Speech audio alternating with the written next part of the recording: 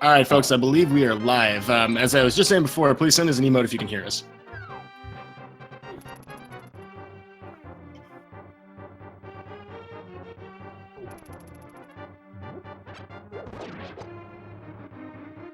Oh, I think we are coming through now.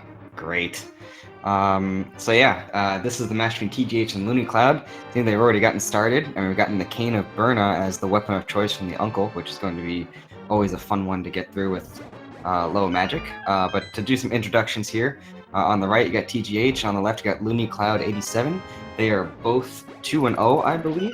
As for your commentators, I am LavosCloud, and I am joined by... I am Eudaimonistic, and this is an exciting matchup. 2-0. Wow. Yeah, no, and these are both high-quality runners. Seen them both before. It should be a lot of fun to see today. And I believe on tracker duty, we have Maxi Mini. Again, the most underappreciated role, and it's really good. And Tear is also our restreamer for today, so I think that's everybody. Well, so we have a Cane of Burna to start with, and I believe we may have saw something else. Might be a little delayed in catching up with it, but so far, oh yeah, an early hook shot. Wow, so that's a really great find. Yeah, I love getting hook shot early on, especially if you don't have boots. You get some really creative movement on the overworld. So many things you can connect to with the hook shot. It's easily overlooked, and like you're saying, huge time save. It's even faster than dashing over certain distances, so actually it's very optimal. It's just switching to it's usually kind of annoying, but having that hook shot early allows us quite a lot of flexibility. It works as a very good stun weapon as well. Yeah, oh, that's right. We can check the stun prize early on and see what that's going to be. I've had races where the stun prize was 20 rupees, and that's really convenient early on to get those rupees. Sure beats the heck out of the vanilla single rupee. Yeah, right.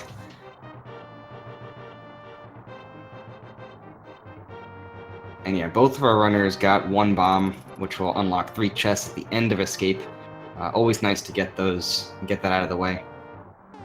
Yeah, particularly when your first weapon, the randomized weapon from the uncle, is a magic item. You know, not having any magic to work with, getting that bomb is way more difficult. So breath of relief for both of our runners here. Yeah, and TGH especially is going to have to pick up some magic pots along the way. There are a bunch in the sewers. I think there's at least 4 or 5 that you have access to in this whole sequence. So it shouldn't be too much of an issue, but you have to kill that rat to get the key later on, so you're definitely going to need some method of attack. It looks like we also did get 300 rupees, so that's a fantastic find. If we were hurting for bombs by the end of this, I mean, we could still get a 8-bomb stack, of course, but with 300 rupees, a hook shot, quite a lot of flexibility here going into their early checks. We might even see some diversions. Yeah.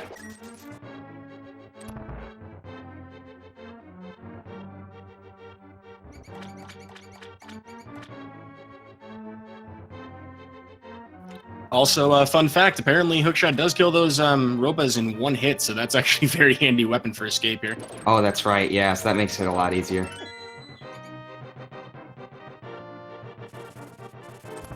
And if anybody in chat can tell us what Loonycloud's sprite is, because neither of us know what that is, I like it. Yeah, there are nearly as many sprites in our registry as there are League of Legends characters, so wow, we have Quake right away. And TGH, of course, rolling with Charmander, the best Pokemon. That would be fighting words. I mean, I think he has the best Pokemon, but...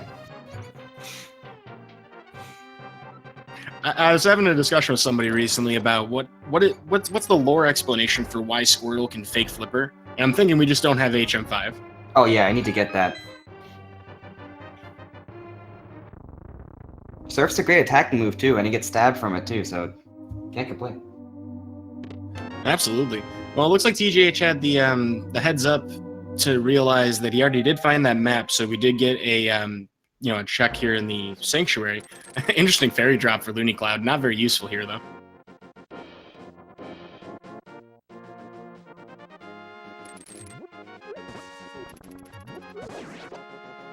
Also, we do have a couple checks we can make on TGH's screen now. We have a tree pull, so we can figure out what our tier 2 tree pull will be, because he did kill 4 enemies, so he's taking damage. Yep. That's going to be 4 rupees, not exactly welcome to find, but there's the Hoarder as well that he's going to check in a moment. Ooh, 8 bombs. Yeah, that's a pretty nice find. So with our 10 bomb capacity upgrade, or the 2 capacity upgrades you've had, we now have 20 bombs. We are set for a while. Looks like Loonycloud's not going to make the same checks, so could be a little behind on bombs. Might end up having to spend 50 rupees. Yeah, luckily with that 300 rupee count, it's not too much of a loss. And on that that ledge with the lumberjack cave was just bombs, so not required Aghanim yet. Yet. Chad asking about the runners' records. They're currently 2-0.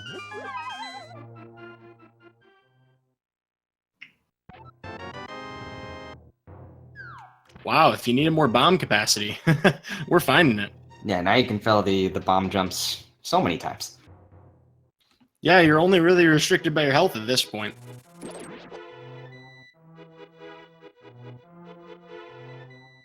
Well, so despite a lumberjack cave check being really the only major difference here, TGH actually is still a little further ahead in his movement, making his way to Kakariko. Both of our runners are going to case this as much as they can.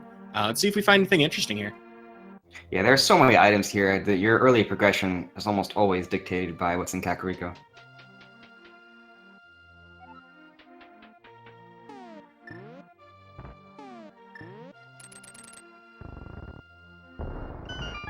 Well, in the thieves' hideout, let's see what we get. Oh, lots of money. And a bottle, which is really nice. Having that bottle allows us to check Sick Kid and do it on this trip instead of doing it later. Make that 2 bottles. And we're both of those Bs. One was a fairy, one was a bee. Okay. B-Torb sort of confirmed. This also opens up King Zora if they want to go down that route. Oh wait, no, not yet. They can't get there, but at least they have the money for it. Yeah, of course, we can always, if we have the Moon Pearl, do a water walk. I think you could fake flipper all the way there, but that's very slow. Our runners probably want to avoid doing that. It is nice not having to worry about money, though. Yeah, absolutely. I mean, they are flush with cash. Just about 700 for both of our runners. Really nice to see early on. Also, chat pointing out, and I noticed as well, TGH making fantastic use of the hookshot to get around. We saw at least 3 times that he used it on the way to this cave. Plenty of opportunity for him left in this in Kakariko, and even more bomb upgrade. Wow. Yeah, how many bomb upgrades are there? Because I feel like they're gonna hit it. It maxes out at 50 and 70 for arrows, so they're already well on their way. Jeez.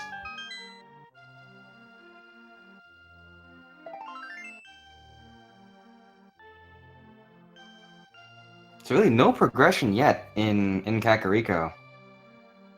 Just lots of Yeah, we heart lucked pieces out with and that Sick bottles. Kid. Yeah.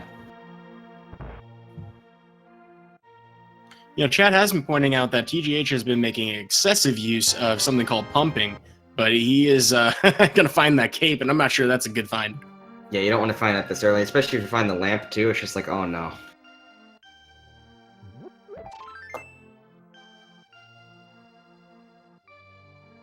Well, we don't have a sword. We have the cape, but we're definitely going to need a sword and to even do Aghanim, so there is the really exotic chance that we can't even do that and it's blocked by a sword.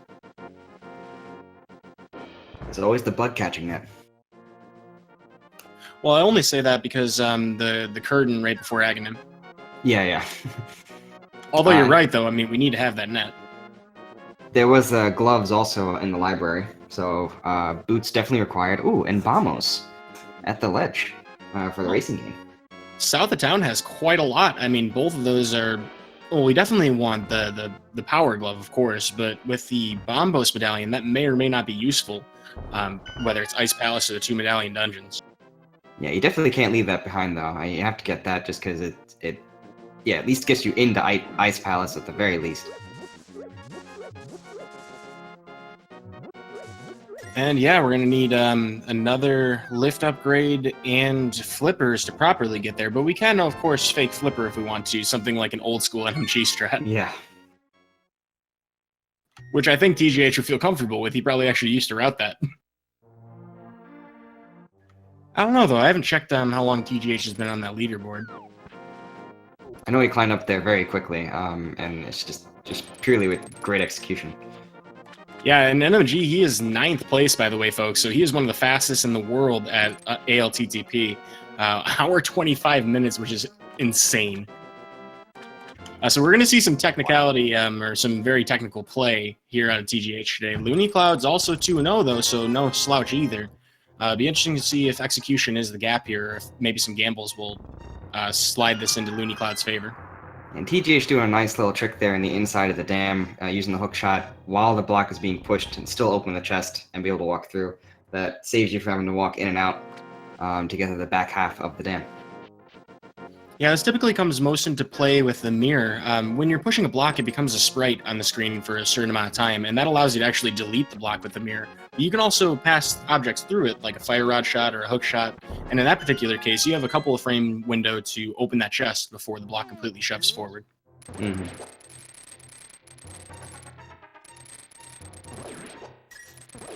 Also very smart to use hookshot against mini Moldorms, although he's having a little bit of trouble. His Moldorm's not liking him today. Mini Trolldorms.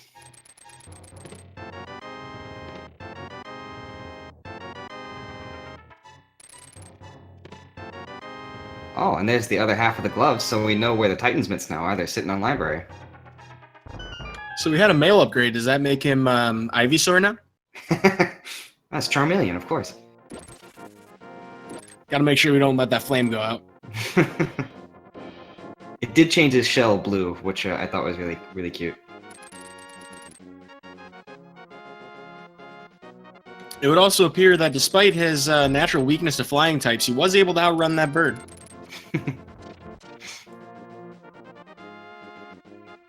So chat seems to be noticing there are a lot of bomb drops in this seed. I'm wondering if there's something hidden behind this Ice Rock Cave.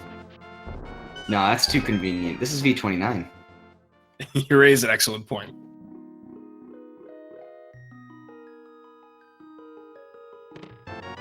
Whoa. Wow. I might have been mistaken about there being nothing there. So at this point, for anybody who cares about the end, well, wow, there's Power Glove as well. For folks out there who, have not seen, say, like the highest level play in NMG, you can actually hover if you have boots. And I'm wondering if TGH is familiar with that, or if TGH would in this scenario, because there's a couple of places where he can get by without having items because of that. I know for a fact TGH can hover. He did it in his last race, so he certainly is capable. What? The flute? Just give us all the maneuverability items. Yeah, I mean, he really homed in on that, like, instantaneously. He's like, I got the boots, I'm just going to go find the next spot that calls for me to have him. Ooh, and he can also get his Titan's mitts. Yeah, TGH was going to go this way anyway because he had the boots and get the Titan's mitts. Now he's just going to happen to pick up the flute and activate the flute along the way. That's super convenient. Folks, unless there's some kind of really strange troll here, I'm thinking this is going to be a pretty fast seed. Yeah, I mean, even if there's a trolley thing happening, they can move so fast around the world now. Now, I gotta wonder, if you're in TGH's shoes and you see all these items, do you feel disappointed if you don't beat your NMG time? I mean, with this collection of items, TGH is thinking this. I can get this to be, what, an hour 20, hopefully? He did something really nice. So we haven't explained, super speed or spin speed. The game, there's a couple different ways that you can trick the game into giving Link his running speed with his walking animation, which is really handy because you have to charge up dashes normally. Normally you do like a spin slash with a sword and hit A right after, and then you touch a manual staircase and it's active. You can also do it with item dashes, and the hook dash is probably the most useful one. So he does that in a couple of different situations where he has a manual staircase and a lot of room, like Kakariko, for example, to go really fast throughout it without really wasting any time to set it up. Yeah, one of the cooler move techs, because you're able to keep that fast speed, and you just saw it right there on TGH's side. Of course, it is a little difficult to control, and there's one other thing, too. If you approach a ledge at all, you will automatically quick hop it, so it's actually kind of a potential time loss. You might even see one if we end up going to desert later. Yeah, that's the most hurtful one, is desert, because if you fall off the left side and have to go back to the center, it's at least a minute. Also, we got a check of the Lumberjack Cave out of Loonycloud. TGH already switching to Flute, heading right up for the mountain. Yeah, curious they checked out Sahasra's Closet, but didn't check out Eastern. Not that it's a terribly big time loss or anything, but it's just I feel like if you're over there, you might as well check out that dungeon and get a minimum of 2 items. Yeah, and my best explanation is, he's got to be thinking, I have the flute and the boots. I can kind of mitigate some of that time loss by doing that. But interestingly enough, is he's going to avoid Eastern Palace, which he doesn't have the bow or lamp for, and dive right into another dark room elsewhere. I mean, this one's really helpful because it gives you the starting point in Mountain Cave, which is very quick to get out of, and then you can flute. And also having Hookshot allows you to get to Eastern Death Mountain, gives you a lot of chests to work with. That is a really great point about the save and quit location. It also puts him right in front of that old man, so it actually is the fastest way to get a full heal after a save and quit. So if you're going to flute anyway, you might as well start up here. Mm-hmm.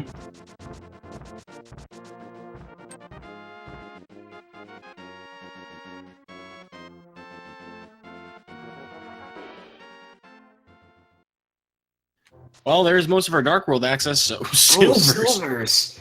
Oh, here's a hover attempt. Yeah, it's a relatively easy gap to hover, although he takes it a little bit slow just to be safe. Those silvers, fantastic find. Wow. I didn't make it the way back, but saved a lot of time anyway. Yeah, definitely worthwhile. By doing that, he doesn't have to go the long way around, and just doing this dash will get him to the bottom of the mountain again, which is where he's heading anyway. And although we don't... Did we see Spectacle Rock? Yeah, we did see Spectacle Rock. That was 20 rupees. Loonycloud is checking King's Tomb, only 20 rupees there. That was the location TGH had not yet checked. Well, so far it looks like TGH making some very smart routing choices. Loonycloud just making sure he's exhausting everything that could potentially be a one-off that's on his way.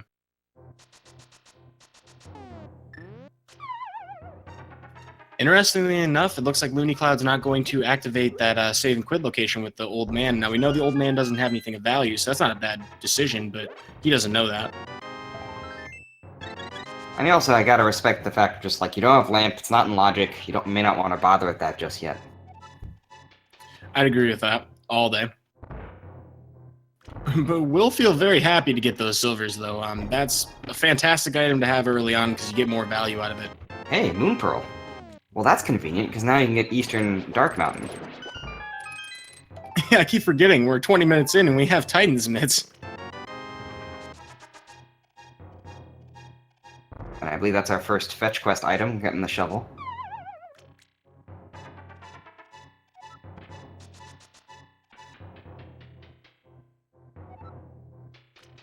Well, shovel's a lot easier to check, than it would ordinarily be, but we're going to get another hover out of TGH here, throwing out the swag.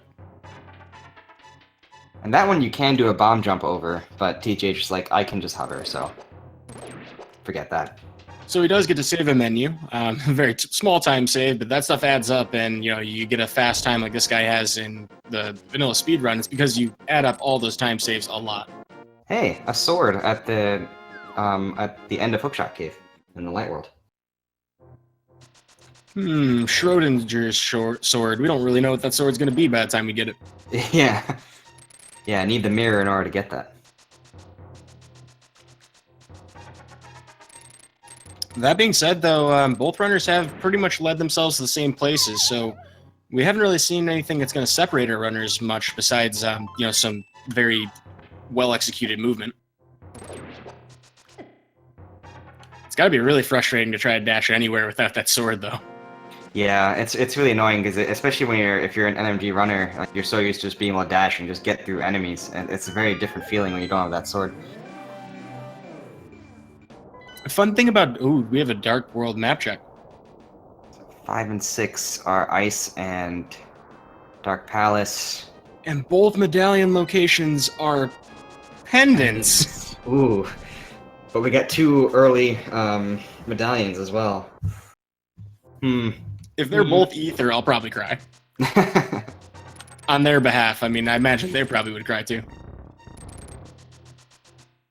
Also, those are really great places to not have to have certain items. I mean, we could potentially be without Canis Samaria for a very long time, barring, of course, right side Gan's Tower, which could be quite a shoal.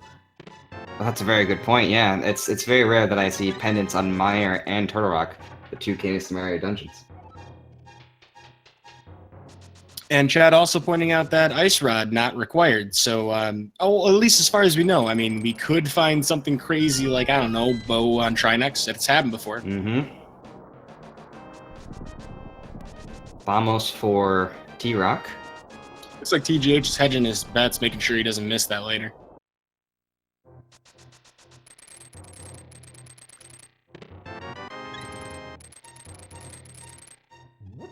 Yeah, that was a little awkward movement there for TGH, but worked out. Hey, a sword. And the bow! What? What? Well, rip that idea. So I think the next item we're really hoping for is probably Hammer, because that opens up a lot of the overworld. Yeah, absolutely. And having that bow and silver arrows right now, I gotta think the next place to go is Eastern, right? No lamp though, so by logic you can't really complete it. So That's that probably true, won't and stop TGH. yeah, I mean, I don't think either of these runners would be held back by a dark room, but I think it's right to. You're absolutely right about that. It makes sense to try to find it first. Yeah, TGH opting to go into was it Skullwoods or no Thieves Town?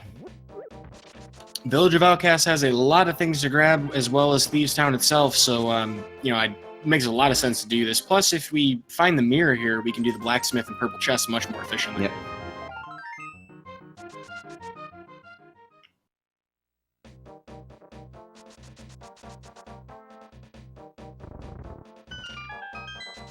I always try to avoid going to Thieves Town if I don't have the hammer, because I don't want to leave that one chest behind if I can avoid it. And then 9 times out of 10, when you do that, it ends up being like a small key in the big chest. Yeah, right. Of course. Well, we have the mushroom, so that's another fetch quest available to us. We also have shovel, I believe, so we'll be able to check both of those at the same time.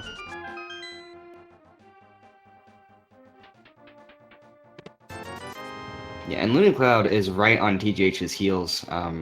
Definitely just checking out the same location, gonna have the same items.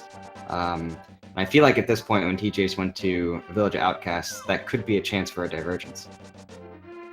It's a likely one. We have a lot of places to check. It wouldn't be surprising to see a Skull Woods check early on. Truthfully, the only thing I think that would hold back our runners from checking it is not having Fire Rod. Yep.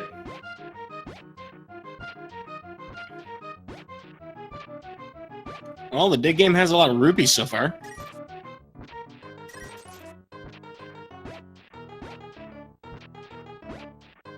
In terms of money we need to spend for the rest of the game, Zora costs 500.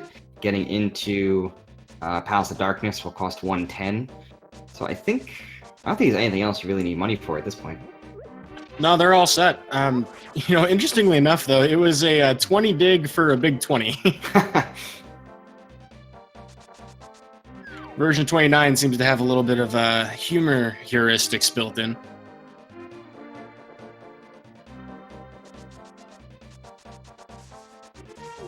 To be honest, these are the kind of seeds you hope for. You get all these movement items early on, it just makes the traveling so much quicker.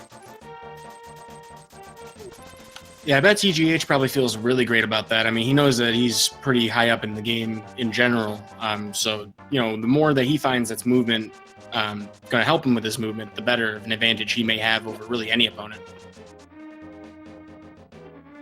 I do find it kind of interesting that neither of our runners have gone into a dungeon yet. Like, at all. It's been all overworld checks. Yeah, that's true. Still struggling to find that lamp, I think, would be the one thing that would prevent them from really diving in. Oh, hey. Wow, it's paying off, though. Was that a hype cave? That was like moderate hype. I mean, half magic is nice. Oh, absolutely. I mean, I'd be hyped just to find half magic. Half magic makes so many things in the run a lot easier, and you no longer really have to worry about having stuff like, say, blue or green potions. Yeah, and 2 heart containers, putting you at 10 hearts before going into any dungeon, you gotta feel comfortable with that for any combat situation. And, of course, blue mail. So, yeah, we are locked and loaded, ready for bear. And Loonycloud is jumping into Thieves Town, so we'll see if there's anything useful here. And it is a crystal, and it's completable.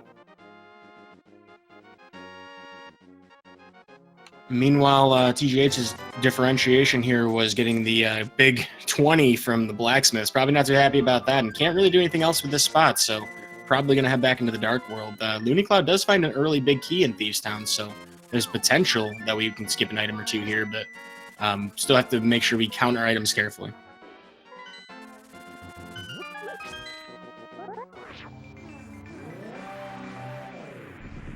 Wow, we really do have Mire access this early. Oh, that's great, but it depends on the medallion, and it's Quake, so yeah, they can get in there.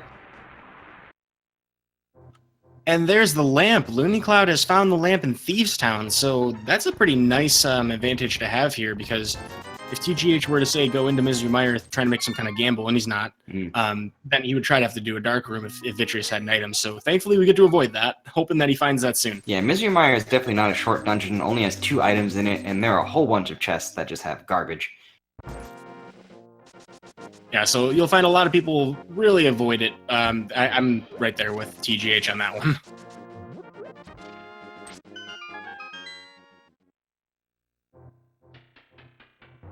Well, normally Thieves Town's a little bit of a dangerous dungeon. We do have all the movement items we could hope for, plus blue mail, so it's probably not too bad. Ooh, we're gonna get a God Pixel out of Loonycloud. Nice. Very nicely done. So about that, there's only one X coordinate that you can stand on and get a dash through the entire room without hitting those spikes, and it just depends on RNG. You might just not get it even if you get it. So that was sick. Yeah, it always looks really clean, and it's very easy to take a lot of damage in that room if you're not careful.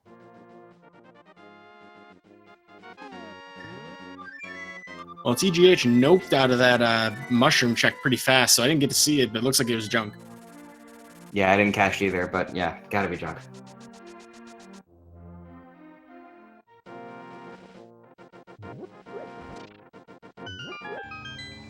Well, so far, routing has given Loonycloud a little bit of a heads-up advantage here, but TGH can easily close that gap by diving into Thieves Town. And that looks to be the play.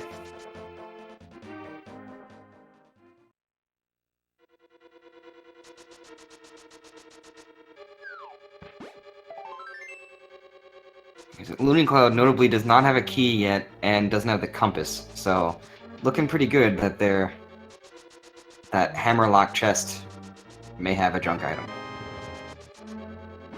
And of course, we could find that key in advance, which would be kind of bad news.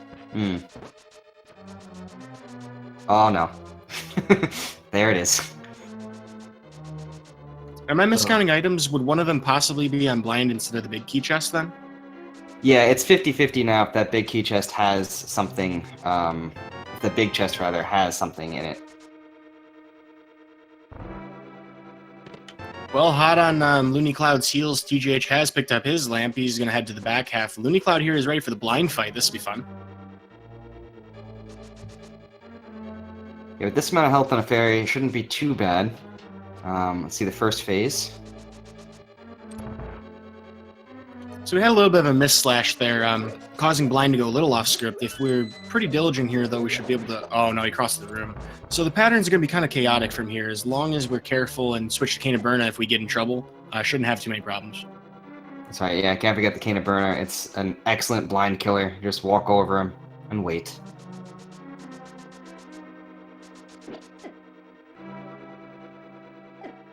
Alright, so the first instance of swag that Loonycloud has pulled off that TGH hasn't is the Hellway, so I'm pretty impressed to see that from anybody. Yeah, that's pretty sweet. And the big 20 on blind as well means that the compass is in the big chest, so that means Thieves Town is completed. I've been seeing it a lot lately, but it's still something from previous logics that, you know, it's a holdover. It's really hard to make that gamble. Yeah, especially it just like at this point the hammer's got to be one of the major troll item because we have so many other things at so many other locations. The odds are just not in your favor at this point to find the hammer. And there's a chance that we could have some trouble finding flippers. You know, having some flashbacks at times I found vanilla flippers in Turtle Rock. You know what I mean? Ugh. And I say vanilla flippers because that's clearly where they belong, right? Oh, of course, yeah. I personally prefer chocolate flippers, but that's just me.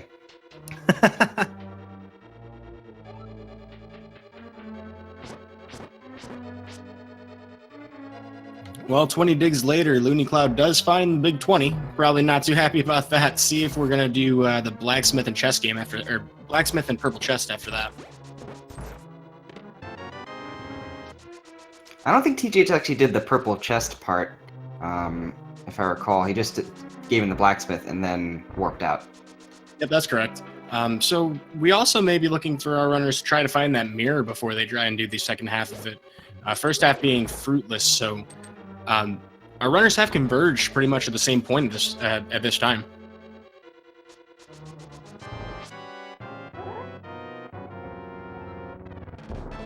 Well, I'm expecting a pretty straightforward blind fight from TGH. I mean, like we talked about before, it is scripted, so as long as you know exactly, if you can get the hit as soon as possible, you should have a pretty straightforward fight every time. Yeah, it is amazing with all the stuff that's happening on the screen for the blind fight. You actually don't do a ton of movement. You just kind of hang up by the top wall, just like TGH did. Like, that is the scripted fight right there. Yeah, fun fact for people who are having trouble with the fight, if you pay attention to the heads that are flying around, every fourth fireball will track Link's position. So you only have to move a couple times to dodge them all, as long as you know what that pattern looks like and you hit them as early as possible. But almost flawless blind fight. I think he may have been a little bit better off if he had a longer sword. Probably could have got some faster swipes, but that's about as good as fighter sword looks. Yeah, you can't be angry about that.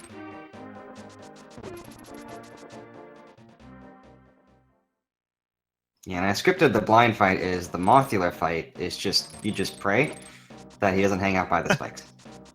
You know, there are a couple of things you can do about that too. Not much, but you can get a poke dash at the beginning of the fight against the block to the north of him. And I find that the fire rod is the best way to unstick him from the walls. He tends to bounce. Yeah, I definitely need to practice that fight more. I mean, it is very chaotic and random. Even, you're absolutely right, it can be an absolute crapshoot anyway. Alright, so there was just a bomb capacity upgrade in one of the chests in Skullwoods. There's only one item remaining. Yeah, TGH has to take a long way and going around to get that key. Yeah, one of those frustrations of not having mirror, I mean, not that it would have been super useful in this situation, but we want to make sure we have everything to get through, because if you skip just one item, you know, you might end up trying to wait until you get Fire Rod to check Mothula himself. And we have a very stuck mummy. Having a really bad day. Headache. Oh man, that's tough. Oh, whoa, Fire Rod! Wow! Oh, that's just super convenient. Now you can complete Skullwoods, get that crystal, and get on out of here. Well, so the mummy, or the Gibdo was the gatekeeper on that one, clearly trying to prevent TGH from finding the correct weapon. Probably the best any Zelda dungeon has ever done to protect the weakness of the boss. Yeah, MVP right there. Unfortunately, his screen defensive play there did not work.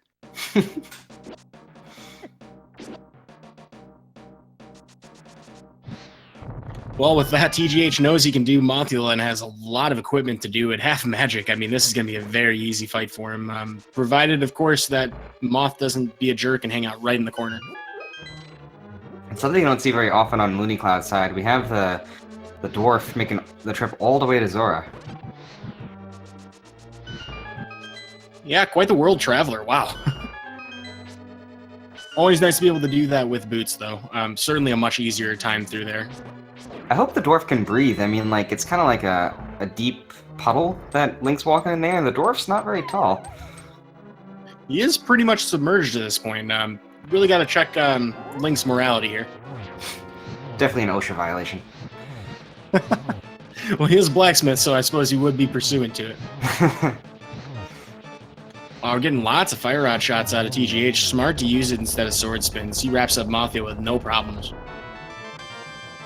Yeah, Fighter Sword on Mothula is no fun, but having half magic and Fire Rod never got a lot of shots off. I don't think he missed any, to be honest. Yeah, it looked very clean. Folks out there, if you are put in a position where you have to fight Mothula with a Fighter Sword, you saw that he was trying to do a sword spin at the beginning of the fight. That's the best way to do it. If you were to just do sword slashes, you are very likely to knock him further into that wall. Sword spins, if you wait for him to come a little bit closer to you, will get more damage off more reliably, because if you knock him into those spikes, it overrides all the damage you just did.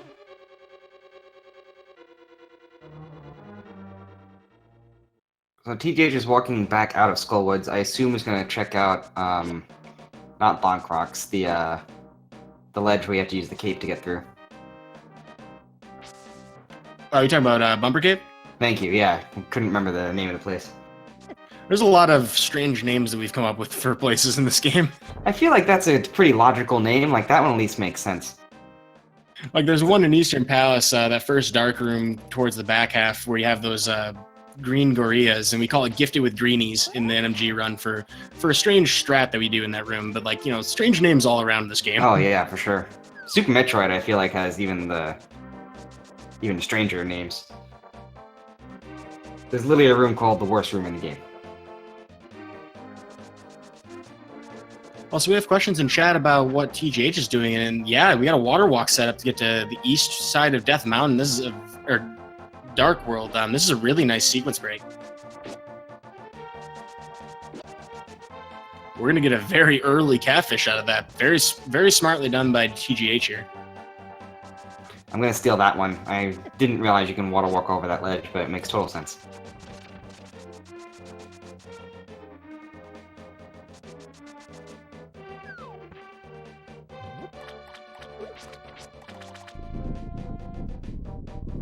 Yeah, I'm still not exactly sure how that works, though, so I'm gonna be looking that one up. I needed more answers.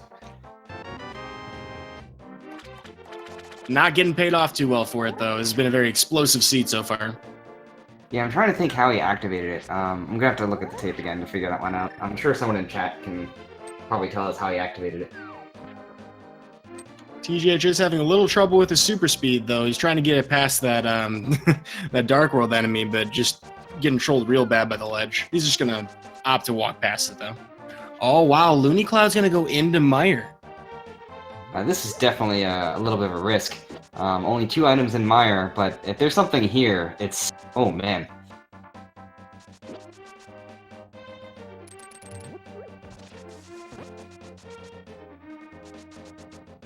Yeah, it's a heck of a gamble. I gotta think in Loonycloud's position, you know, knowing that, you know, TGH is such an exceptional runner, probably has to kind of make some low percentage plays to hope that he's going to end up with an item that holds TGH back. But at this point, we're not looking at a lot of things that can slow him down besides maybe flippers. Yeah.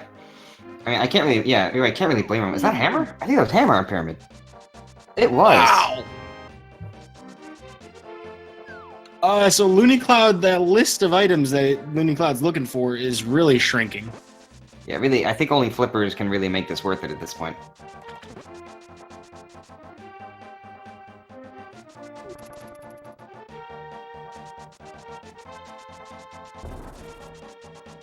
Well, you know what's interesting about that is how else would we have been able to get over here without the hammer? Would that have been an Aghanim required no matter what? Whoa. That's a great point. I'm thinking. Yeah, how would you get to the east side of the Dark World? I mean, you can do it with flippers, hookshot, or hammer, but I'm trying to think of how you would... I really don't think there's any way to get there. Yeah, you can't take the hookshot to go from west to east. You can only take it from like the east side going to the west side. Right, right. The other side is, or the other direction's Light World.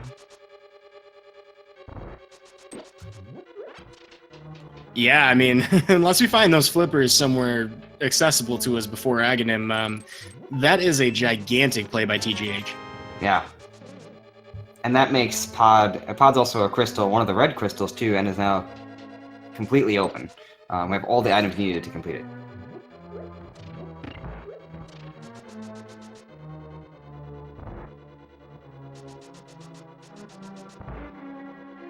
Well, so obscure tech here really paying off. That water walk is a much less known setup. Loonycloud's got to be careful here. Only has half a heart to work with and has not found both of those items. Ooh. Oh yeah, taking a hit there, but I think they have a fairy. Yep. Yeah, so that will be the first use of a fairy. I don't believe we have another one. I think we had a bee in another bottle. I'm not sure what the third one was. I think it was a bee again, to be honest. Getting some really slick mimic rooms out of TGH here. Alright, Loonycloud does not have the fire out here to make these rooms a little bit quicker. Yeah, that's unfortunate. We have not made our way to Skull Woods yet. I mean, it makes sense though. You may not want to go to Skull Woods without the fire rod. Yeah, it's one of those weird things about this randomizer. Sometimes you really do have to make the play that feels wrong, but is right. Yep.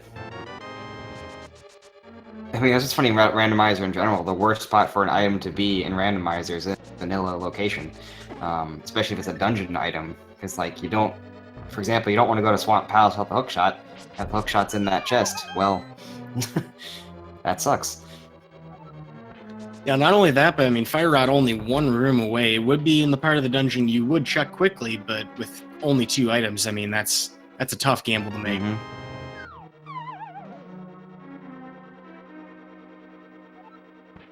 Also, Chad asking about a weird ledge jump that TGH did. It's just a weird quirk of the movement engine. If you are close to an edge you can jump off of, if you stay there for long enough, you can actually hop the wrong way over. There's a lot of complicated stuff going on around that, when like how the game handles Link's movement and layers and stuff like that. I definitely recommend you check out the true any % version of this game to try and learn a little bit more about that. EG is an interesting thing, but that's not like, any major glitch or anything. It's just a quirk of the movement system. And that bounce back where TGH just passed right now, it's a very nice way to route Pod that you can get back to like the main area by bouncing off the side of the staircase. Is this a hammer jump? It looks like it. Yep.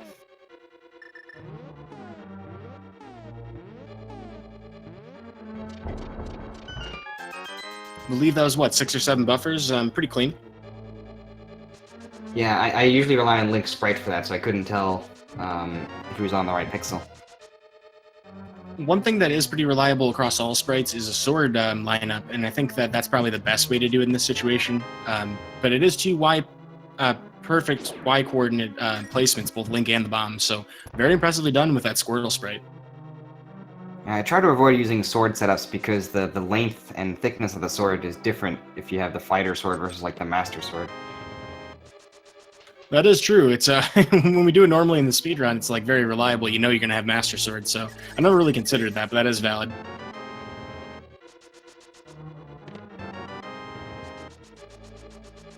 Well, good news for Loonycloud. Lots of places to take advantage of our movement items. We have Boots and Hookshot in the Eastern Palace, so this will be a very quick dungeon. TGH, if he happens to find the mirror here, would have a very, very efficient routing. Yeah, and the one thing going for Looney right now is this is a dungeon that TGH has not yet checked. And of course, if he doesn't find that mirror, it's going to take him a little bit longer to go back in here. He did walk away from Eastern Palace earlier on in the race.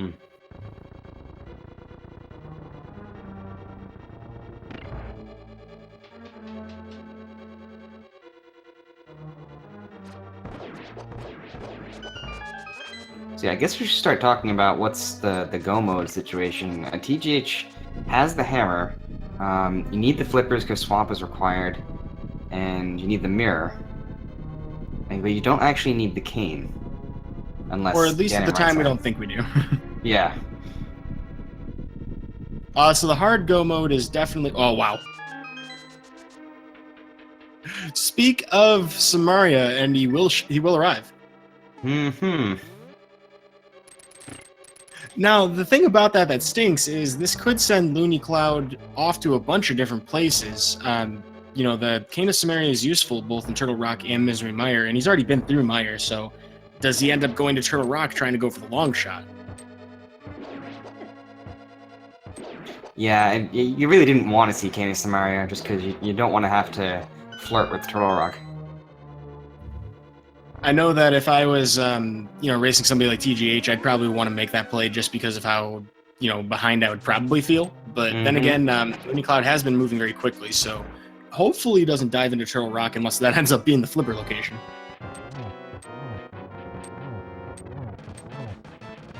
Yeah, if Aghatim's required just to get that hammer, that's going to be truly unfortunate. Because I don't think many people would think of that water walk setup. No, it certainly wasn't in my mind. TGH, though, using Silver Arrow to finish off Helmless Sword King, only having Fighter Sword, that's a very smart decision. Oh, that is true. That is something we do need for Go mode. We need Master Sword. Gotta hit Ganon somehow.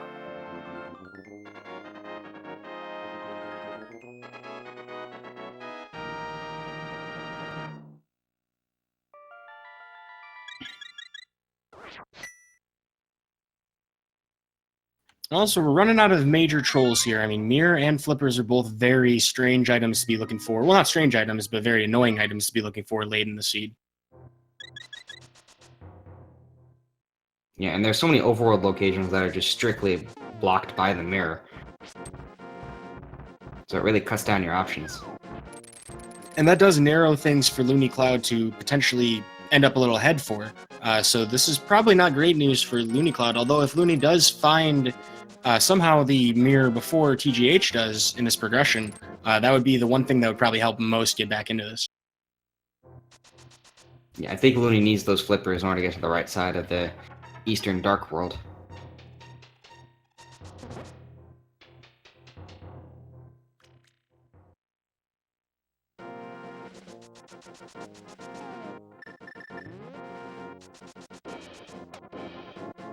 Well, that is the vanilla green pendant, so there is, of course, the chance that we will find something there at Sahasrahla.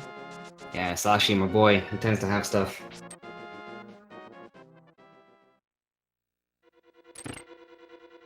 Well, what do you think Shamalama Ding Dong is going to have for us today? I'm just gonna hope it's the flippers. Oh, there's the mirror. Oh, Could boy. not have found that in a better spot for that dungeon.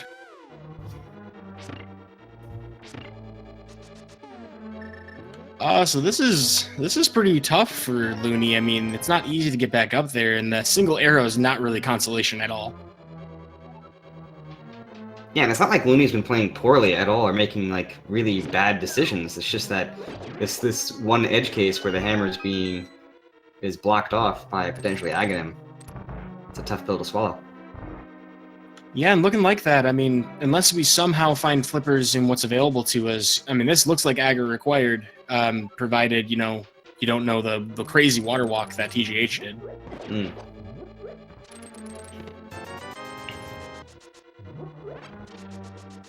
But blink and you miss the Tower of Hair, almost done for TGH. Yeah, the basement not required. Already got the 2 items out of here, so we're good to go.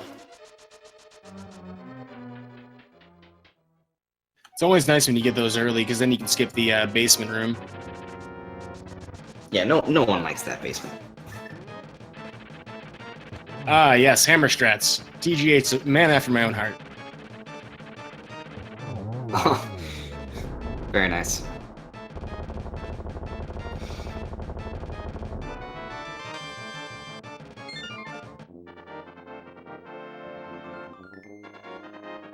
Well, that's a lot of dungeons cleared so far for TGH, and not a lot missing. Maybe if we end up going on like a long trip for that mirror, I mean, if flippers were not mirror locked, then that would be a big thing for Looney here. Yeah, I mean, the mirror was hammer locked, so you have to, you had to do it in that order, just 'cause the only way to get over to Tower of Terror was through that opening right there.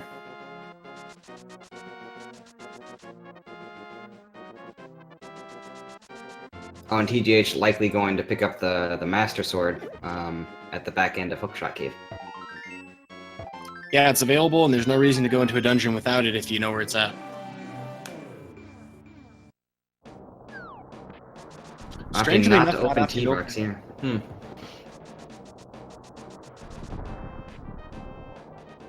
I mean, he could just want his Squirtle to learn his HM way later, trying to take advantage of that earlier, better moveset. He wants that speed.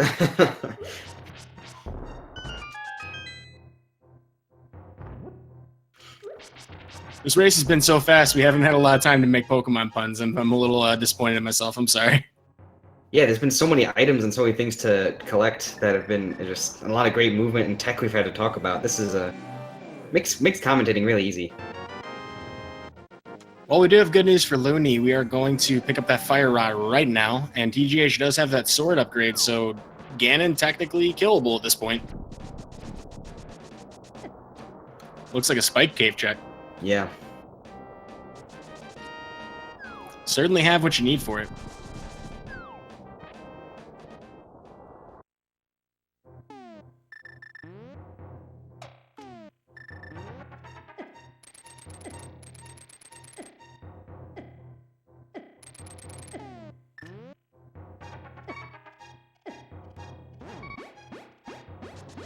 You know, I guess it is possible that Pedestal has the flippers.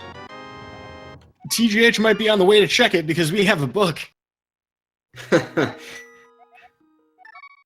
kind of an unfortunate spot for the book because the ether tablet is just like, it's there, but it's not exactly easy to get to. Yeah, you're really not going to walk your way back out that cave. I mean, he had the magic to do it, but, you know, it's just annoying. That's not something you really want to do. But we will give a wire check. I mean, maybe it's Checkerboard Cave. Oh I no, hope Desert so. Palace. Desert Palace is open now, and that's the crystal. Oh. Yeah, and with that book, we don't have to worry about key logic as much. Or no, that doesn't have any bearing on that. Never mind.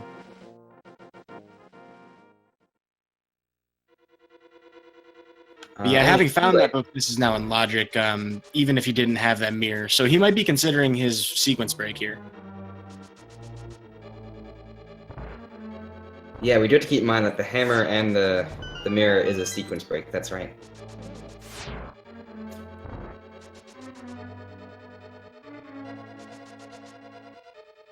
Oh wait, no, the spike cave is hammer locked, so this would still be a sequence break.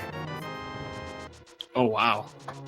Yeah, so he should have no access to this place at all. Which means Could flippers potentially can't be be here. another...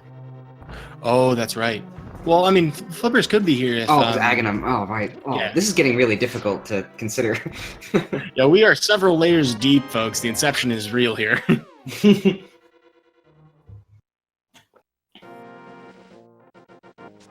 Well, so chat's asking about, you know, how much of a sequence break is it really? I mean, it's a 5-minute sequence break, so, you know, whether or not you're talking about logic, you're talking about just the time it takes to do this progression.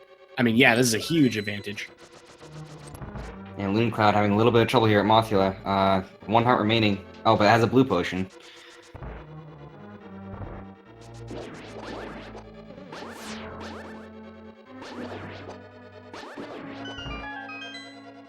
Yeah, with all that extra magic, should be fine to finish this up, but having some trouble with the spikes across the room, that's proving to be a little annoying because it's preventing him from doing extra damage, but he does wrap it up.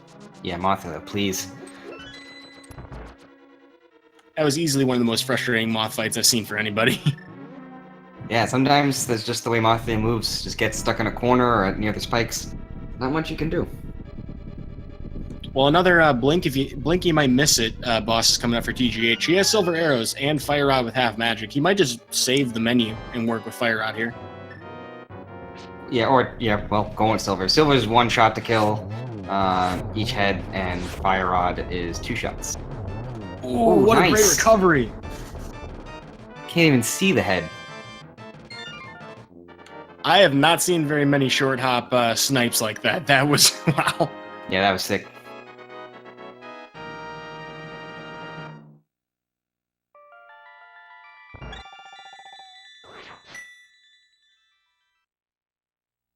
Well, folks, we're running out of places where we can find those flippers, and at this point, that seems to be the only remaining thing that our runners need. Yeah, I'm gonna say it's in T-Rock. I feel like that's the highest density of items remaining. There's still some mirror locations that are available also. There's Cave 45, there's Graveyard Ledge. What else is there? I don't think Purple Chest has been checked. Either the tablets has not been checked. Still a bunch of places available. We're having some discussion in chat about the semantics of whether it's a sequence break or a skip. And we can call it a skip if you want. Either way, it's 5 minutes that Loonycloud does have to do if he doesn't find those flippers. Yeah, to call it a sequence break is not really accurate just because it's like you could have gotten to all those areas by going through. I think a skip, like you said, is a more apt way of putting it.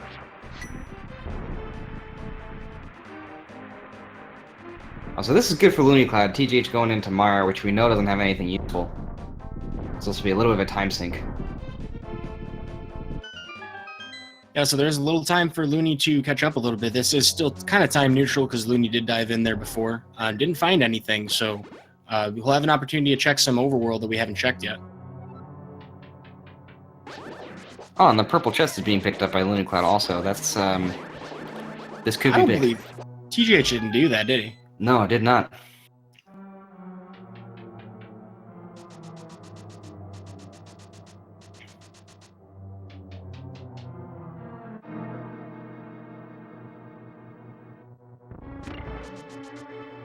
Yeah, good question in chat. Are there any places left where flippers could be pre-Aghanim? And I think purple chest is definitely one. I can't think of any others.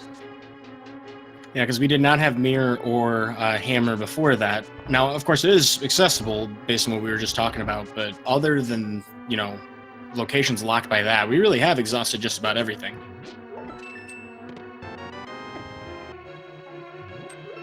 And there is the long shot of a pedestal. And it looks like Loonycloud is going to make the Aghanim play.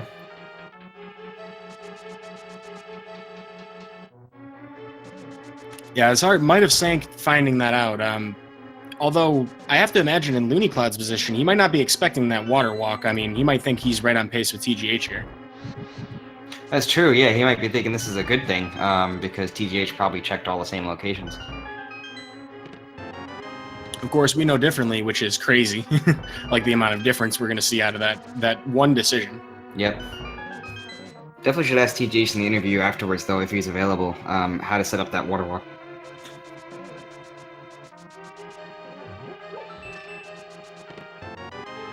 Elminster in chat asking the hard-hitting questions. How did we teach Quake or Earthquake to Squirtle? And I really don't know that one. That is an enigma. That might be the next-gen Pokemon stuff that we have not seen yet. Maybe the console release on Switch. Make Squirtle viable again. He's always viable in my heart. I can't say I know much about competitive Pokemon, but I know that Starmie, at least in like the early generations, was one of the big, was one of the popular books to use. I think for type coverage. Yeah, I was gonna say, and maybe like some natural defense, but that's neither here nor there. Though we are watching ALTTP Randomizer, folks. If you like what you've been seeing too, since we're kind of covering a lot of the same spots here, definitely encourage you guys to give these guys a follow. They're putting on a great show for us today. I've seen some fantastic things out of both runners. So by all means, show them your love. Plenty more randomizers from both of these folks. And there also will be tons of other races going on today and tomorrow and the next day. So stay on Speed Gaming or the ALTTP Randomizer channels. I'm sure you'll find some rando going on.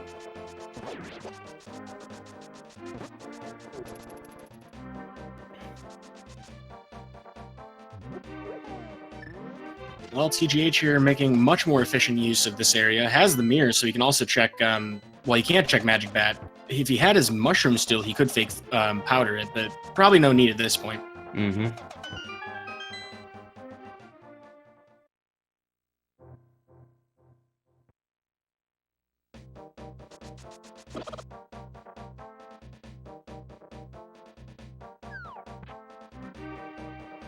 The trolly thing that could happen to TGH is that the big key for Ganon's Tower is on the right side, and he just never goes into Eastern to get the cane. Yeah, that is the one item we're not sure about when it comes to Go mode. There is still potentially that right side Ganon, and, it's not that long of a shot, really. I mean, it's decent likelihood of being behind that one block.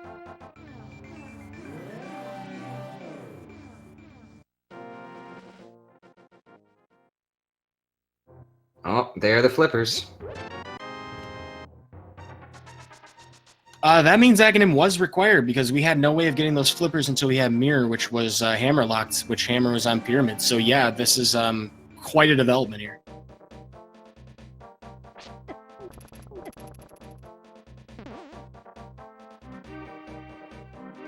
And that means we have Go mode for TGH at least to get into Ganon's Tower.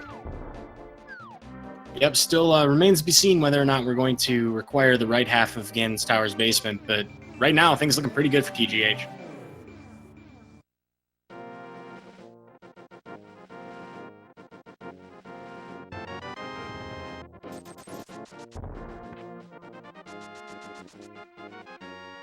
And Loonycloud up to Aghanim 1 on their side. Not sure how many blue balls we've seen. So I gotta ask you, Lavos, in this position, if you're TGH, you're an hour into the seed and you think you've just hit Go mode pretty much. Do you feel like you're very far ahead with that water walk? I would. Oh yeah, I definitely would. And I wouldn't even be bothered checking item locations anymore. I would take that risk and just go the whole way. Like if I can complete the dungeon to get to Ganon's Tower, the odds are in my favor that the big key is available to me. And not only that, but if he only checks chests that are on his way, he will actually find that Cane of Samaria in Eastern Palace, hopefully. But if he just outright skips it, that could be very costly for him. Well, Eastern's a pendant, and he may not even go in there.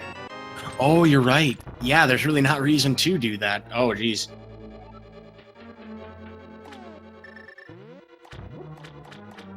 But yeah, I have a suspicion that TGH is not going to check the left side of Swamp. Looney has found that hammer, though, and we'll have access to the mirror shortly. Yeah, that's got to be a sigh of relief of just like, you know you had to Agnum, now you're wondering where the progression is, find the hammer right on Pyramid. You can breathe a little easier. Yeah, gonna dive right into Palace of Darkness. I agree with this decision.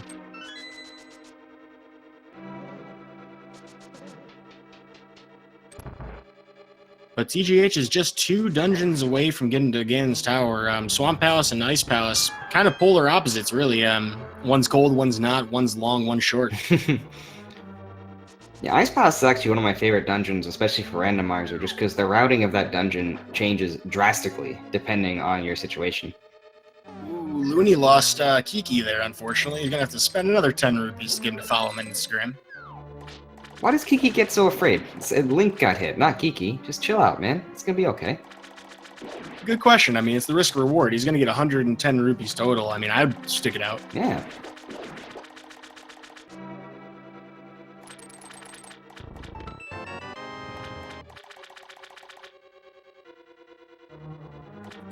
Yeah, so TGH has a key. He was checking anyway, maybe wanting that big key. I think he still wants a Tempered Sword. I mean, probably doesn't have to have it, but if you can find something that's on the way.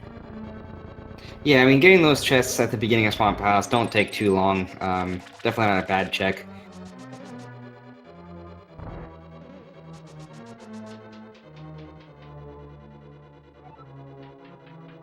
The real thing we're missing is that neither of our runners has any shield whatsoever.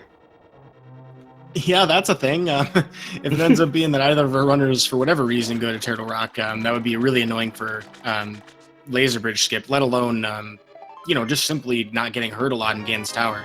There are a lot of enemies that can have their attacks blocked by a Fire Shield.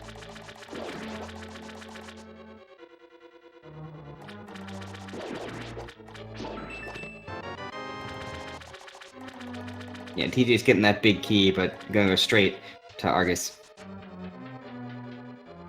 Yeah, also going to skip the restock room. Fun thing about that, it's often a really nice place to try to get double heals. If you use a hookshot or a boomerang on a heart that's sitting on the ground, sometimes it'll heal you twice based on frame rules. I always try it there, but if you're ever really low on health going into Argus, I recommend you give that a shot.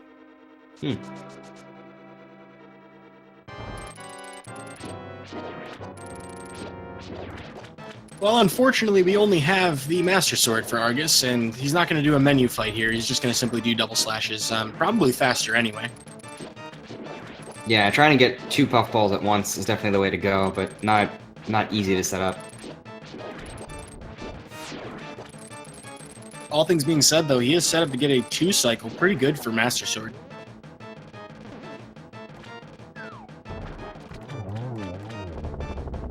But a nice silver arrow shot there. It's a little bit awkward on the timing, I feel like, to get that silver arrow shot, and if you miss it, he's just going to bounce around like crazy.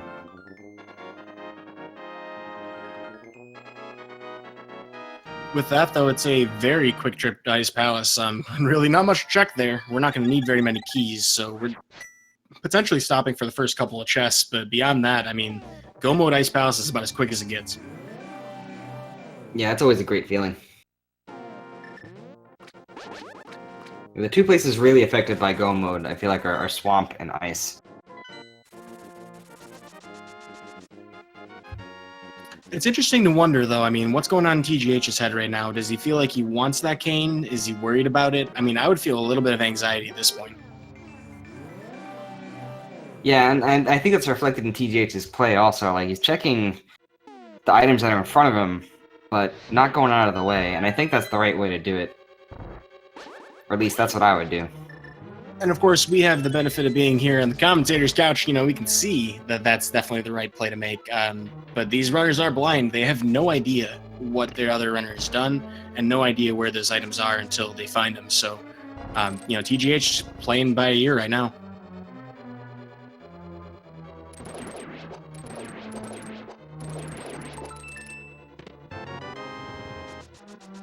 But I want to say, beyond a shadow of a doubt, he does go directly to Ganon's Tower after this. Oh yeah, got to.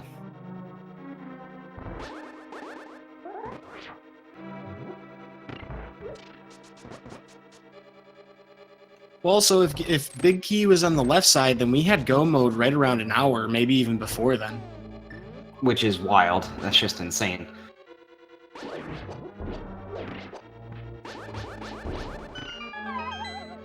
Ooh, very nice setup there for TGH, getting that switch and using the iframes from it to not get hit by his own bomb. I haven't seen that in a while.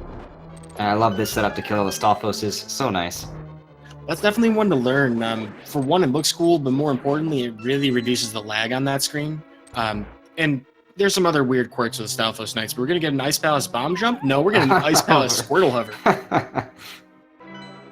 Squirtle uses agility. Super effective. There's like no situation where you'd ever say that, though.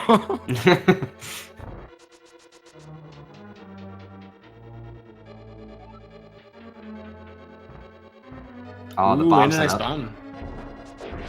Beautiful. Oh, that just looked nice. Yeah, because he was already dashing when the bomb was exploding. Just, you don't look at the explosions. Never look at the explosions.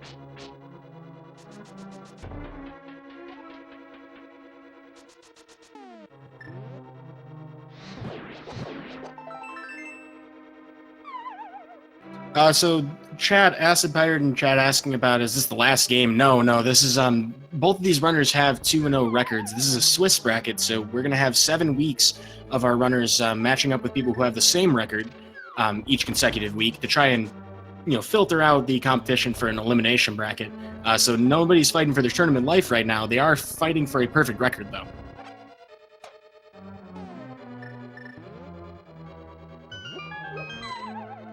And TJ's opting to bring out Bombos to get rid of the shell, which is a little bit slower than doing Fire Rod. Yep, he will still have a lot of Fire Rod shots left to him, so this could have been a play to save some magic. Looks like Loonycloud trying to do a Death Warp out of the big key chest in Palace of Darkness.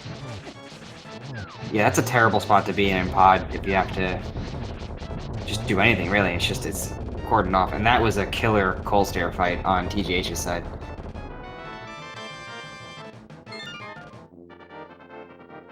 And that's why we saw Bombos being used, because look how much magic is remaining.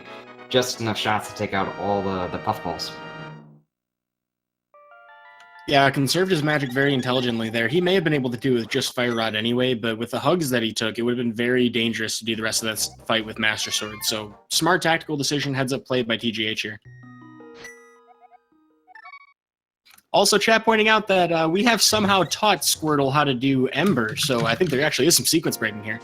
I'm gonna start also. They have 7 crystals, so now is the time to get your guesses in to how many chests it's gonna take to find the big key in Ganon's tower. There are 22 chests in Ganon's basement. Any one of them can have the big key. So we play a little game here where you get your numbers in. And whatever number is closest to the key or actually hits the key number exactly is the one who wins. Yep. If you have donated at least 250 bits or subscribed to any of the speed gaming channels, you'll also be entered into our leaderboard. Which is very prestigious for the simple purpose of being the best at guessing, which is very fun to do. We do this pretty much every single race. So, Ganon's Tower, where do you think we're going to find something today, Lavos?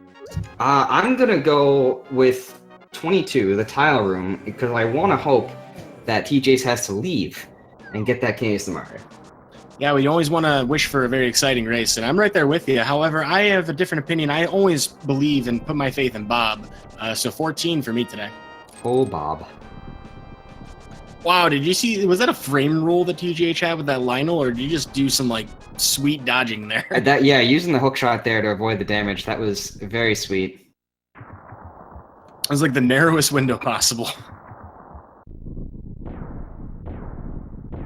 Okay, gonna cut off the timer right here.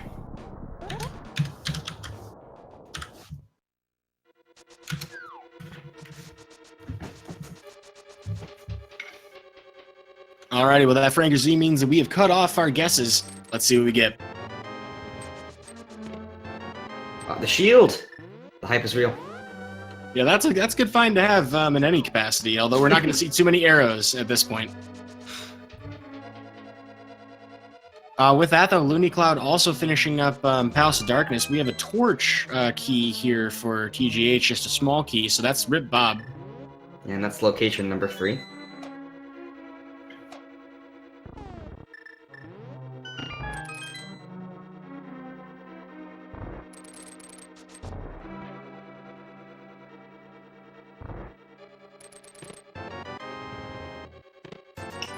Big 20.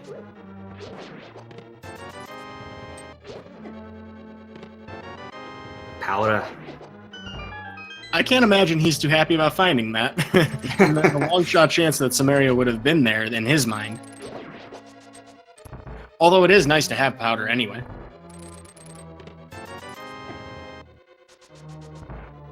So I believe that was chest 8, right? 4, 5. Yeah, that's 8. Oh, boomerang setups here. And these are always fun. All right, no Canyon Samaria. I have to do the boomerang setup here. Ooh, oh no! Hitting both. Yeah, this is definitely easier with the blue boomerang, just because of the shorter turn. Whoa! What? Wait, what? The boomerang just went off screen there. That was neat. He threw that over the mountain. I mean, that's what normally happens when you throw a boomerang. You just kind of throw it and it just kind of lands. Squirrel uses seismic toss.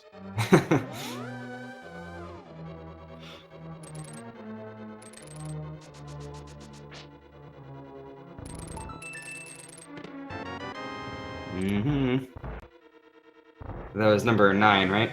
Yep, chest 9 having nothing. We're going to check Randomizer room next, and the amount of time left to us, really not a lot of locations that we can get here. If it's Cane of Samaria, this race is on.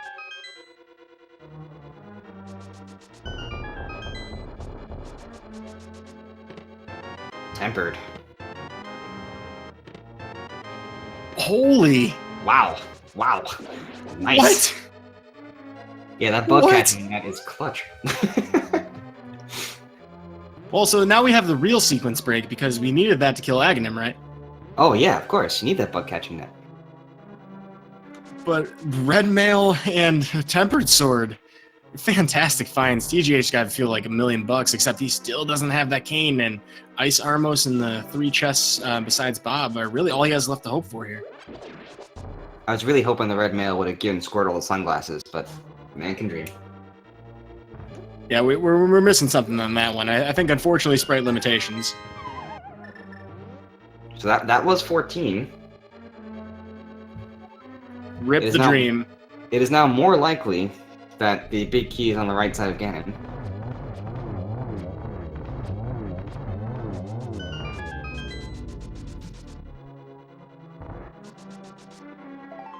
Oh, this is interesting. I think Loonycloud's going to check Spike Cave, and we have a right side. His right side! Oh, this is fun. Well, folks, TGH in a very upset, very frustrated position, I have to imagine. But he did get some very nice things from Ganon's Tower. He has a Tempered Sword, which is going to help a lot with that Gauntlet. But that is something that will be available to Loonycloud as soon as Loonycloud picks up that Master Sword, which he will be able to get after picking up this mirror. Yeah, and Loonycloud definitely making the right moves. Got the hammer, now got the mirror. Going to be able to complete Hera. Definitely have a lot of chance here to catch up. Oh, folks, you're going to have to remember what you guessed, because while our chat command does store it, you might forget by the time we end up back in Ganon's Tower. Yeah, the count is 16, I believe. The next chest would be 17. Yep. That's right, folks. We still don't have Go Mode. Well, this is fun. This is great.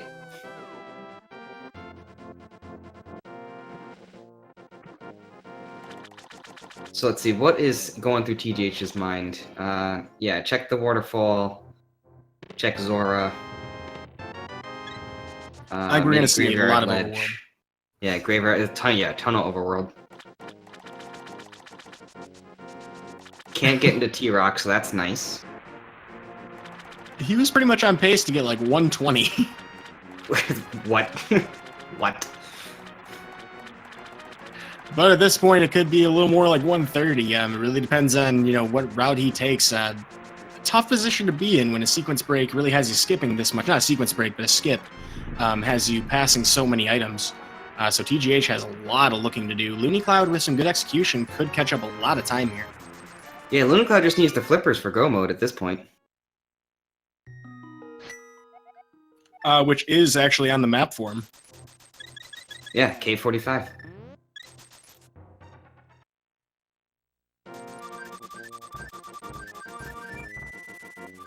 I'm seeing some flu dashes out of TGH. He's been doing that before, but it seemed a little more ferocious that time. Maybe he's just trying to bide his time. Oh, the powder. That's true.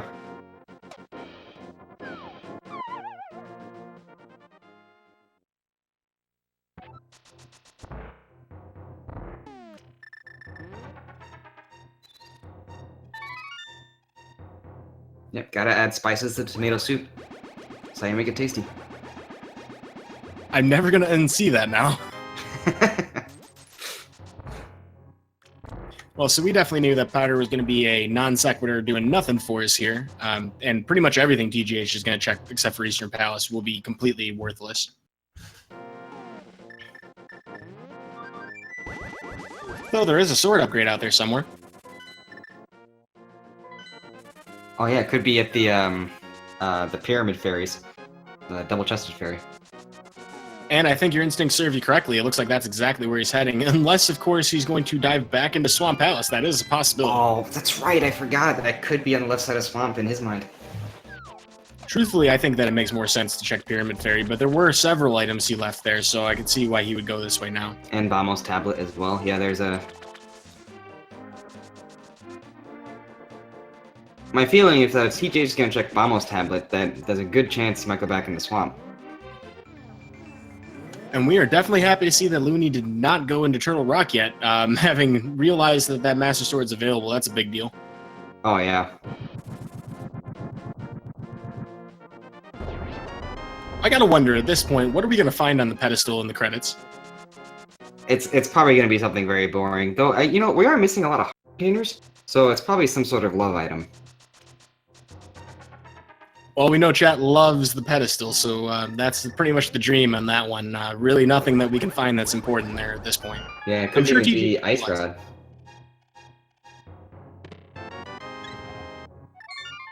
Oh, right, although, I mean, that's crazy. Huh.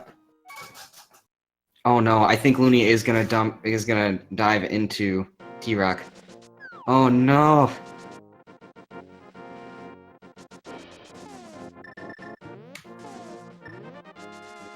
Yes, he has fallen prey to the vanilla flippers play.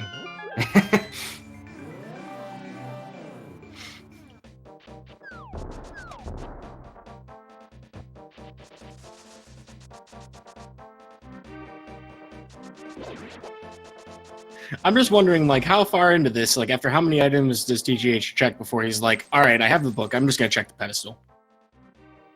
He knows the cane can't be on pedestal, but he might just do it anyway, just for the lulz.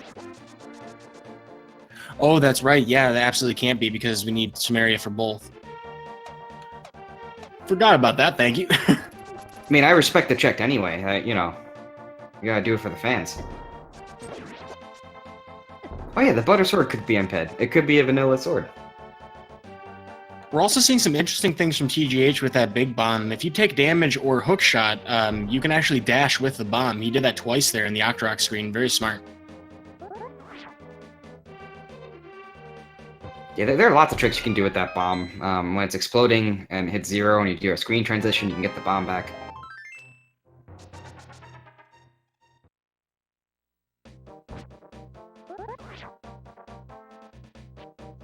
You also notice that spin speed makes us faster than thrown spears.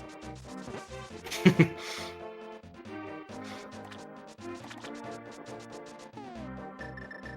this, oh, it's Hobo, yeah. Did we ever find the ice rod? I'm trying to remember. I feel like we did. No, we didn't see it.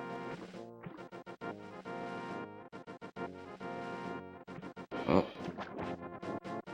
Tough room for Loonycloud here. Definitely out of sequence with the Oh boy. Chain chomps, they hurt so much. Oh, jeez. No, no, oh god.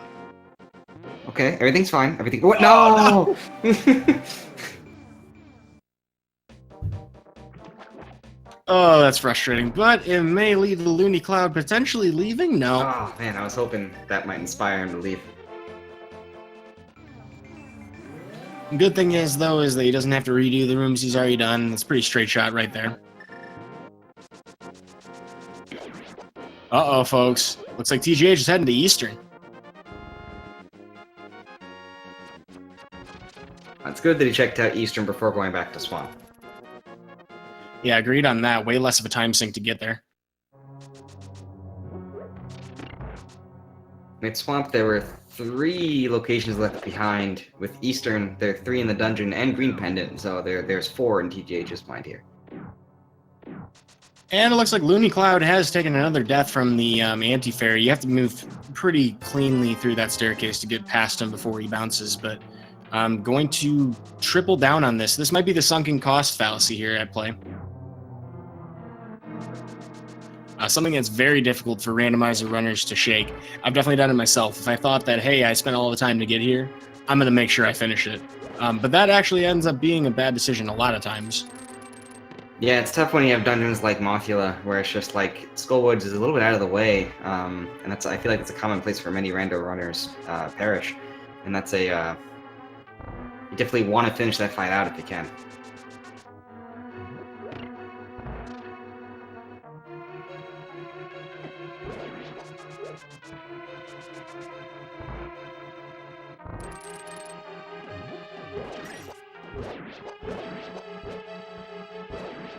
Kind of interesting to see TGH not do the fast strat in the stealthless room there. That was kind of weird. But Yeah, with that, an that. hour, 24 minutes even, we are in go mode. Gomo with a forced double dip for TGH. It's still really fast. Oh yeah, don't get me wrong, it's faster than any of my times.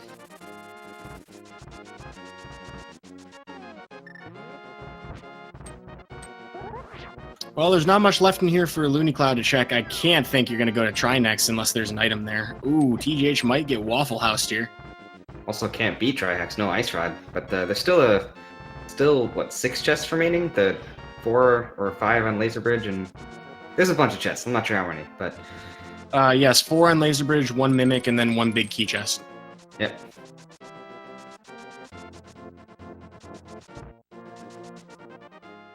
Yeah, from Loony's side, I totally get the play. There's a lot of locations here. And he was up here. I mean, chat was talking about that. You know, it's if you have so many items available to you, you usually want to make the item dense play. But just not going to pay off for him today.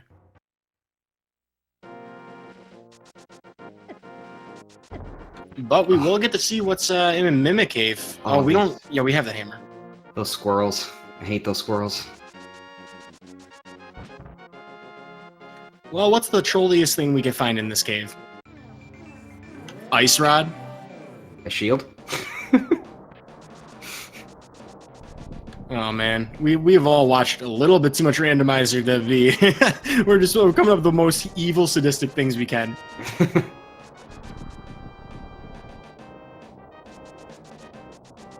Yeah, bombs. They definitely what these runners need. More bombs.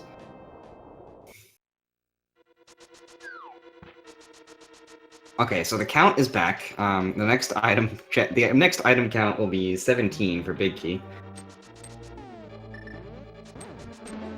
Oh, we get golf strats on the Switch. That was awesome.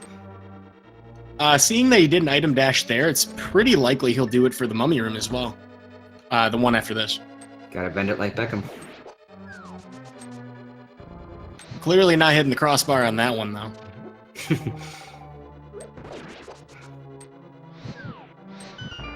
Very good looking torch room here with plenty of time to spare.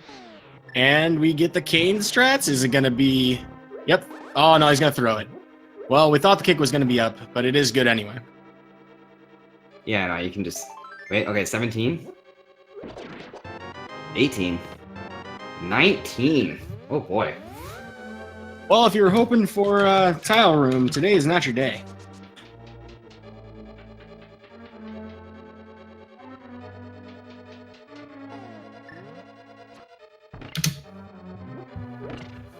And for those of you who were wondering from earlier, TGH would have been done with his NMG speedrun by now. Oh, chat yes. telling me that was 20, not 19. Do we miscount? We must have miscounted. Well. Yes, that is. Oh, geez. All right, so 20 was the correct answer. I'm sure I can fix that. Well, I suppose this is exactly why why we have that save command. Yeah. Do you know what the... I actually don't know the commands, but I'll figure it out.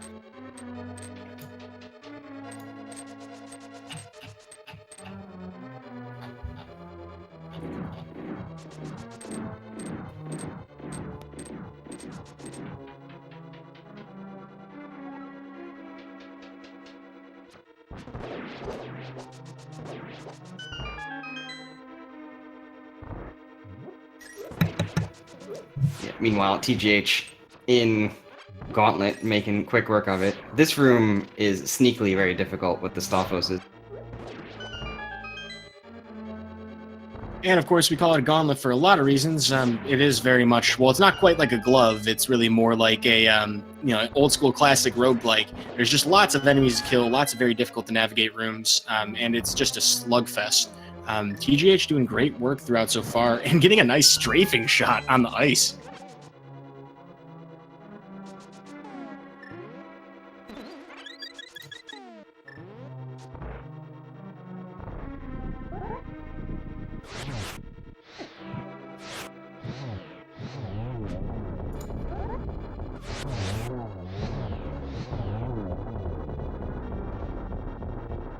That was a nice Lammo fight, too. Yeah, opting for fire rod strats, he could have used silver arrows, but it lags a little bit more. He's probably just going for everything that's as fast as humanly possible at this point. That sounds like TGH.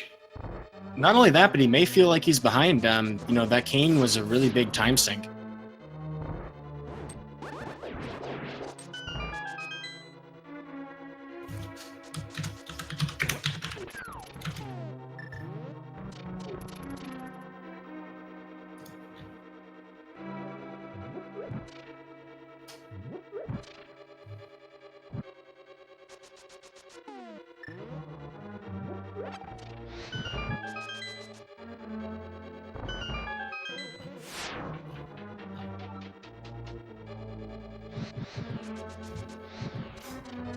Also, a couple of quick torch rooms. Loonycloud's going to dive into Desert Palace. Still has Swamp Palace and Ice Palace to do, so there's a lot of ground to cover here.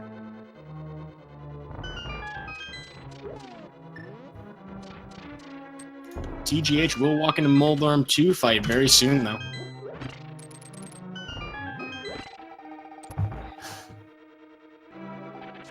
Yeah, TGH just blazed through this Gans tower, the upper section. Oh, we're gonna hover as well, of course. There it is, folks. No final chest today. What are we, 3 out of 3 or 4 out of 4? I think we only had one fall, but that was on the way back. Yeah, TGH fell once on a hover. What a scrub. Total scrub. So what Pokemon game allows you to learn Fly as Squirtle? There's a Pokemon randomizer, so maybe you can on that. Ooh, I don't know if that overlapped, but that would have been a triple. Yeah, I think that was a double. Hard to tell. And that was a single.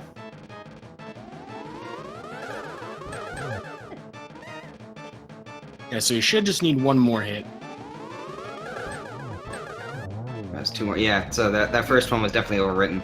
But very nice fight. That was 3 cycles, I believe? I think it had to be 4 because of the blue ball pattern. But yeah, I mean, it's a very great fight either way. Those are very difficult patterns, and TGH just knocking them out like no problem. That's insane.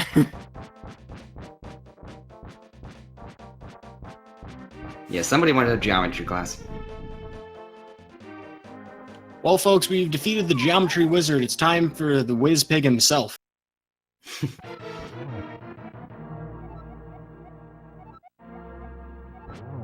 And a little bit of insect knowledge as well. I learned something today. It's great. Wow, TGH getting the first one cycle on the really weird sword spins he was doing there. Almost pulling off a 1-in-1. Oh no, he did. Oh, it was, yeah. Very nice. Wow. Well, so a 1-in-1 cycle is actually pretty difficult to do with the Tempered Sword. There's pretty much 4 different RNGs you can get, and then some. His position can even be different. But we're moving on to phase 3, so we only need 4 hits once he stops warping, and then some silver arrows in phase 4. Yeah, in phase 2, he was able to get into the spinning trident so quick and get the dash strats off. That was really nice to see. He even goes for the free spin. Doesn't even need to at all. It takes 4 shots here. Already got 1. Good chance for a double here. That's 2. And that's game. Well, with that, TGH will wrap up the race here with a commanding lead. I mean, that was quite a show to see. Looking at the Speed Racing TV time, just gotta let him get through the Triforce room here. He's gonna finish with a Speed Racing TV time officially of 1 hour, 33 minutes, and 5 seconds. GG. Yeah, that was fun to watch. Definitely putting a show today. So I hope everyone in chat had a good time watching that one also. We'll definitely cheer on Loonycloud as they get through the rest of the game as well. Well, I'm hoping TGH will join us for an interview as well. I'm sure he's got some words about that water walk. Oh yeah, and the cane.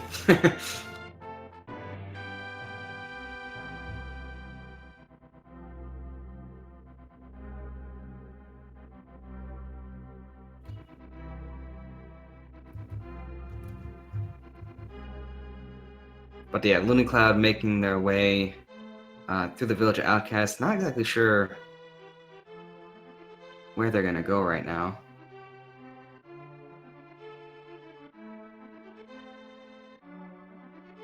Oh, hammer pegs. Yep.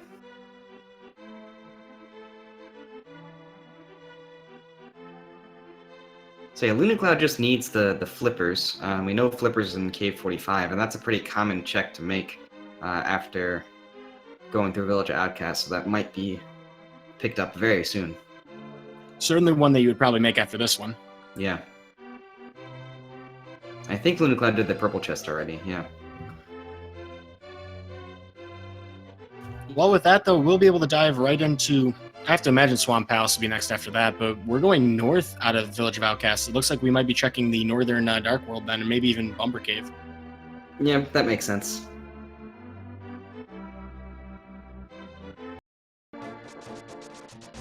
Also, Loonycloud having a very interesting Ruby count.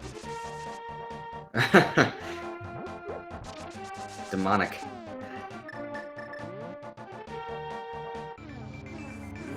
Looks like TGH is ready to join us for the interview. I'm going to bring him into the channel real quick. Great.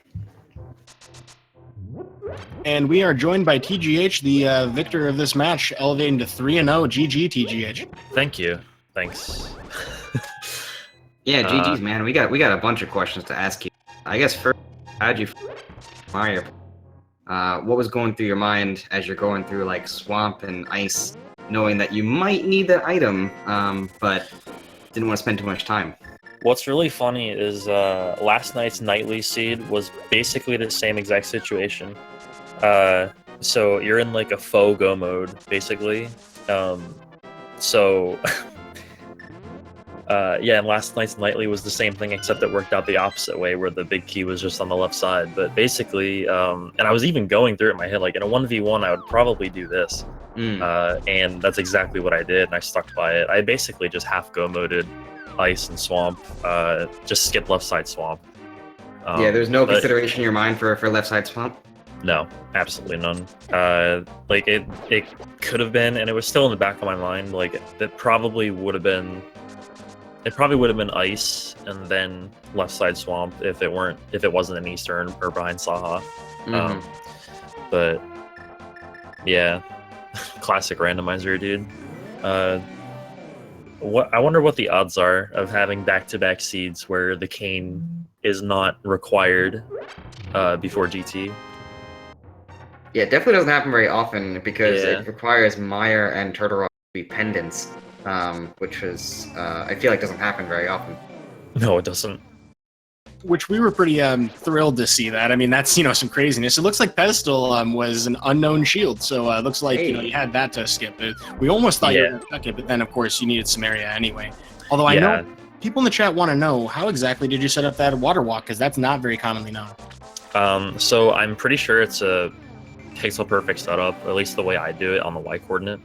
There are different ways to set it up, and I honestly don't know the best way, but I do it kind of my own way.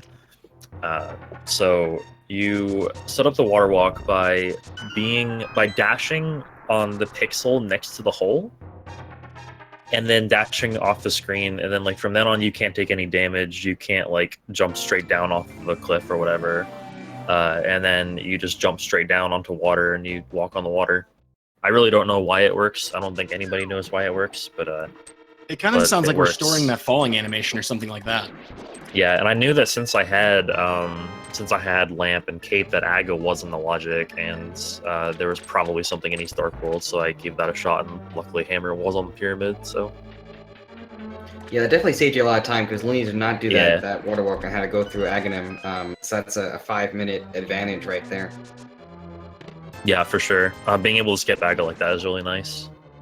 And having the opportunity to skip him is even better. Oh, for sure.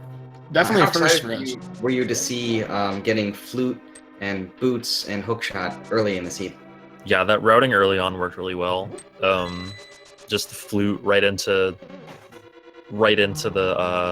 the activating the flute to the Titan's Myths, right there.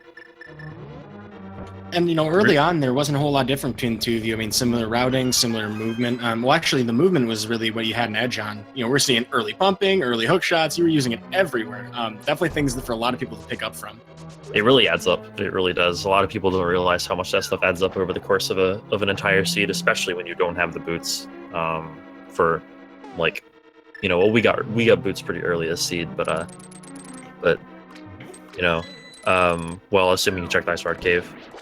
But yeah, if you don't get the boots for an hour in, pumping saves a good 30-40 seconds if you do it well. Wow, yeah, and there are a lot of places. Yeah.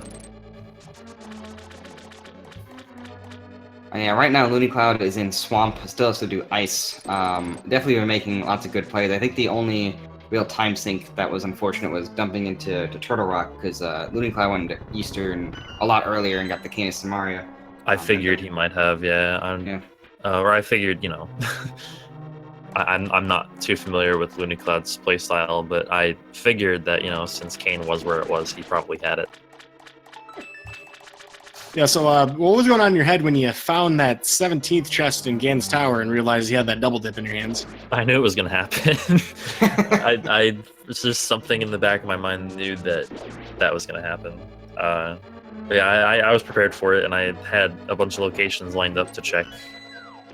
Kept routing, intact through that. But yeah. Well, so the only advantage Loonycloud has had over your regular progression is he does have Tempered Sword for this Argus fight he's doing now. You had Master Sword at that time, and it took a long time, Ganon's Tower, in fact, to get the Tempered Sword. Did you have any concerns whatsoever about doing a Master Sword Ganon? I mean, obviously you're capable of it. No, Master Sword Ganon is fine, especially with Silvers, but yeah, I'm pretty well practiced with Master Sword Ganon. It doesn't scare me that much. Where was the last sword? We don't know yet. I think Loonycloud found it, but I'm not sure where. Yeah, he has Tempered, so he had to have found the sword that I didn't find. Oh yeah, that's right. Maybe that would have been Turtle Rock then. I think Laser Bridge. Turtle Rock makes sense. Yeah. That is one plus side of not finding the cane, is that I was not baited into T-Rock. Yeah, we were saying before, the play that Loonycloud made to get into Turtle Rock, definitely not a bad idea. There are so many locations in there, just didn't work out in this run. Yep, baited into Mire, but not T-Rock. Yep. And both of you did end up going into Mire, so it was time neutral for the... It made sense to route it with Desert at the time. like I'm here, I might as well go into Mire and see if I can score the flippers. So your total time here is at least in game is an hour 31. What's your fastest randomizer time, if you know it? Oh boy. Well, the nightly seed last night was pretty crazy. I actually got a 108 last night in the nightly. What? With What? 116 locations checked. What? Yeah, so it was a crazy fast seed. But I think my fastest is a 107. Oh my I think God. either 107 or 108. It's on Speedruns Live. Yeah, that's what it I'm is. not positive. Well, now I'm wondering what the minimum collection rate is. I'm sure someone's probably thought of that before, but I don't know it. Yeah, like the Probably- lowest Probably, heat fees. probably the amount of items that are required. Yeah, like 15, theoretically. 116 Plus is keys crazy required low. and stuff. But... So now I'm sure we got mathematicians in the chat right now trying to crunch those numbers, because that is an interesting Sure. question to ask yourself. And then you got to wonder, like, what's the most optimal key route possible too? That's a Yeah, very interesting exactly. theoretical question. Oh, and chat's asking what channel was that seed on where you got like the 108, if you remember. Oh, it wasn't restreamed. It was just the nightly race. I didn't even win the race. I came in Wow. second. It was That's a crazy. crazy fast. I think Inknon won that race with a 1-0. He beat me by 30 seconds. That's got to be frustrating. Yeah, and he entered Ganon at 101 apparently and missed Torch Glitch. So like it could have been even better. It could have been like a 104. My goodness. Well, the sub 1 hour dream eventually. I don't think I've ever heard of a sub 1 hour race, but It's certainly definitely doesn't seem that far. possible. It's just ridiculously like you have to get really lucky. And Loonycloud here setting up the bomb jump in Ice Palace. Yeah, this will be the last dungeon Looney has to do before going to Gan's Tower, so, pretty big split. I mean, it's crazy how much time you saved from that Aghanim skip. Oh yeah, for sure. And it's not like, Loonycloud has had a couple of deaths, 2 in Turtle Rock, actually, which were very punishing because, hey, we're not even supposed to be there. But beyond that, I mean, it wasn't that much different in routing.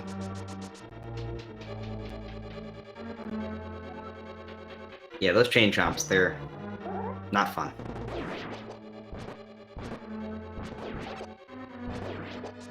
Well, so this brings you up to 3-0, TGH. Are you having any kind of concerns or any kind of sweat in your mind about who your 3-0 opponent would be? I've said the same thing each week. It doesn't really matter who I play, honestly. Like I might change strategies like slightly, depending on like who's next, but like I mean whatever happens. It's it's just interesting. It's been fun and hope it continues to be fun. But it doesn't really matter who I face, I think. Yeah, Well, yeah, I'd say at certainly your appreciate level that of attitude. play, you have a good chance of making into the bracket round. Thanks. I'd like to think the same as well, but we'll see what happens. Anything can happen in Randomizer. Oh yeah. Well, hey, only 4 people can be the coveted 7-0, and TGH, I mean, from what we've seen here today, you certainly seem to be a strong contender for it. Do you have anything you plan on doing to prepare for your next race? I mean, again, I guess it kind of depends. Might do some scouting. I don't know. I don't really like to do that, but we'll see what happens. I think you have the I don't NMG know, tournament it's too, just- don't you? Yeah, I'm in the NMG tournament as well. I think brackets start me first, so I might get my first race in before the next rando race, but we'll see. Hey, scheduled early, wink, wink. Some people got to sign up for commentary. Yeah. Are there any tricks that you feel like you still need to practice that maybe you're 100% comfortable on? I don't think so. I think I might want to learn a better way to water walk. But it's just so rare that would come up in a seed anyway. So it's like, there are a couple of other methods too. Like if you want to skip Aghanim to get the Fat Fairy, for instance, or something like that, or like, they're like the fairy revival thing. I don't even know how to do that, to be honest with you. But yeah, I mean, Not really. I mean, I'm pretty comfortable with the game, and I feel pretty good playing it. So I don't think there's anything really I need to work on. I mean, there's always like improvement in movement and stuff, like very subtle improvements in movement that will add up. But I guess I'm not too worried about that right now. Well, so a different subject. While Looney's on the way to Ganon's tower, what would you say your best and worst boss fights were from this seed? This seed. Let me think back. I'm trying to think in order. Blind was good. Moth was decent for fighter sword and just fire rod, no hammer. What even? Let me look at my tracker. I can't remember the bosses I faced. Honestly, you're slow and Cold Stare was decent. Landmo 1 was okay. I think I won. Yeah, I one-cycled Landmo 1. Moldorm was perfect. Helmo was good. Yeah, I honestly don't think I had a bad boss fight this run. Except for maybe Landmo 2, I could have one-cycled if I had used silvers, but I didn't equip silvers. You did show us a really nice, well, you said Lambo 2, right? Yep. Oh, I thought you sniped that last one in a one cycle. That was Nah, it was a 2-cycle. That was the first That was Lambo 1. I caught some weird RNG on the first guy. And actually, no, it was because I powdered the anti-fairy and the pattern got messed up and I couldn't get both of the first two in time. Well, this has been an absolute pleasure to commentate. This is quite a crazy seed to watch, and I've learned a lot. I'm sure everybody watching has. This was classic, just like uncertainty in randomizer. Like it doesn't get any more uncertain than, hey, I'm in GT without the cane. Am I going to be able to get the big key? It doesn't get any better than that to watch, I would imagine. Well, I mean, you could hover. I mean, there were several hovers in this seed as well. True. Hovering's not going to get you that big key, though. No, it will not. I was also very pleased to see golf cane strats in putting that first block down. That was pretty funny. Oh, yeah, for sure. I actually learned that, I think, from watching Christos. Oh, the highlight of the seed, by the way, for me, was Skullwoods. The mummy bouncing back and forth. Did you see that? That was amazing. That was the funniest thing I've ever seen in a rando. I've never seen that before. I just stood there and watched it. I just had to appreciate that. That was phenomenal. The Skullwoods Warrior put out its best safety to do the zone defense, but just what? We gave Gibdo the MVP for trying to defend Skullwoods. Yep. No such luck there today, though. He tried his best. Chances getting drafted in the next Hyrule Football League draft, probably not that great. But I hope somebody clipped that. Somebody had to have clipped that. If not, I'll make sure I do. Hey, also, the weird thing that happened in GT is when he threw the red boomerang at the. Oh, I don't know how that happened. I don't think I could do that again if I tried. Yeah, it hit both orbs. I don't know how. Well, it looks like we did actually get a clip of that in chat if you wanted to see that. But yeah, it was in this room that Looney's in right now, just like the red boomerang into space. Might have been a lot easier with the cane, I would imagine. Oh yeah, for sure. But I did not have the cane. That's a cool strat though. He just did. Yeah, that room using the boomerang, it just looks really sweet. Well, judging by the looks of things, it looks like Looney taking the exact same path. The only thing that would take him longer than you would be to check tile room, which we're hoping not, because it was chest 20. Yeah, without a key on the right side, I think pretty much everybody goes left, unless you do like half Dark Magician strats in GT. Hey, and we did actually get that butter sword, thanks to Randomizer room being stacked.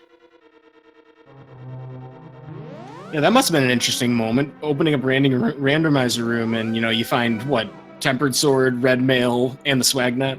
And Bugnet, yeah. Yeah, Tempered is always nice to find in GT, because Tempered saves so much time on Ganon. specifically. It was really nice to see that 1-in-1. Yeah, for sure. That's like Ganon. Like for an NMG runner, Ganon is definitely the most important fight to like be decent at. So I always make sure I always make sure to practice that if I can. Yeah, there's like some 4 or maybe it's 8, I think, different places that Ganon can warp to give you weird RNG. So I mean, it's something you got to practice the hell out of. Yep, there are 4 different patterns he can give you on the second phase, and reacting to those. A couple of the patterns, I think 2 of the patterns have the same like reaction to the RNG, and the other 2 also have the same. So it's not that bad. It just takes practice to get used to it. That's all. It's really one of the reasons why I like watching NMG too. I feel like it gets progressively harder as the game goes on. So when you're watching it, you can feel the tenseness of it. Because even before then, like Cold Stare is very like that's an intense fight if it goes wrong. It's just a lot of fun to watch. For me, it's almost the opposite. I hate Light World, personally. Really? Yeah, Same. Light World. I don't know. It's just like I seem to lose. In my runs, I seem to lose a lot of time in Light World, like pretty consistently, to at least my PB. And then Dark World, I can just like keep it within a couple of seconds. Like, There are a lot of things you can do to be fast in the Dark World compared to the Light World, though. I mean, we don't have hookshot in Light World, for example. Yeah. Well, we really don't have it for long in NMG, to be honest. Unless you're going Gold Sword and Silvers. But that's something that you've left behind a very long time ago, I have to imagine. How long have you been running NMG, by the way? I've been running NMG since last May, I think. Off and on. I think I haven't actually run NMG seriously in quite a while.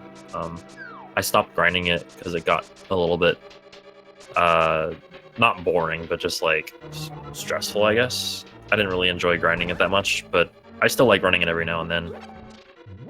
And also, I don't think I ever actually did the Gold Sword Silver Arrow route.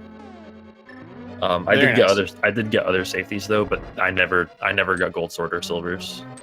Yeah, it's definitely a safety that you primarily take for Ganon himself. There's not a whole lot in Ganon's tower that you get an advantage with Gold Sword with. Silver Arrows can be handy, but it actually does add lag, so.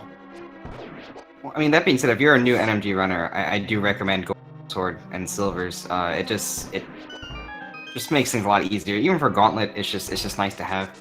Yeah. Yeah, absolutely. And it doesn't take that much time to get either. Having, and like, for example, the 20 seconds it takes to get red mail, definitely not something that you're going to lose your PB when you're like, at an hour 45, hour 50 minutes, or even 2 hours and beyond, like I started. Yeah, I feel like, I forget who it was that recommended, but like if you want to get to, once you're getting to like 145 consistently, that's when you should start cutting out all the safeties and really learn that Ganon fight. Well, I know Metatron's big advocate of it. Hiei is also probably a very big advocate as well. Mm. That being said, though, Loonycloud has entered Gauntlet. We're going to be done with this seed pretty soon. Still has a shot, although it might be a little bit close to get sub 2. That would have to be an exceptional Gauntlet.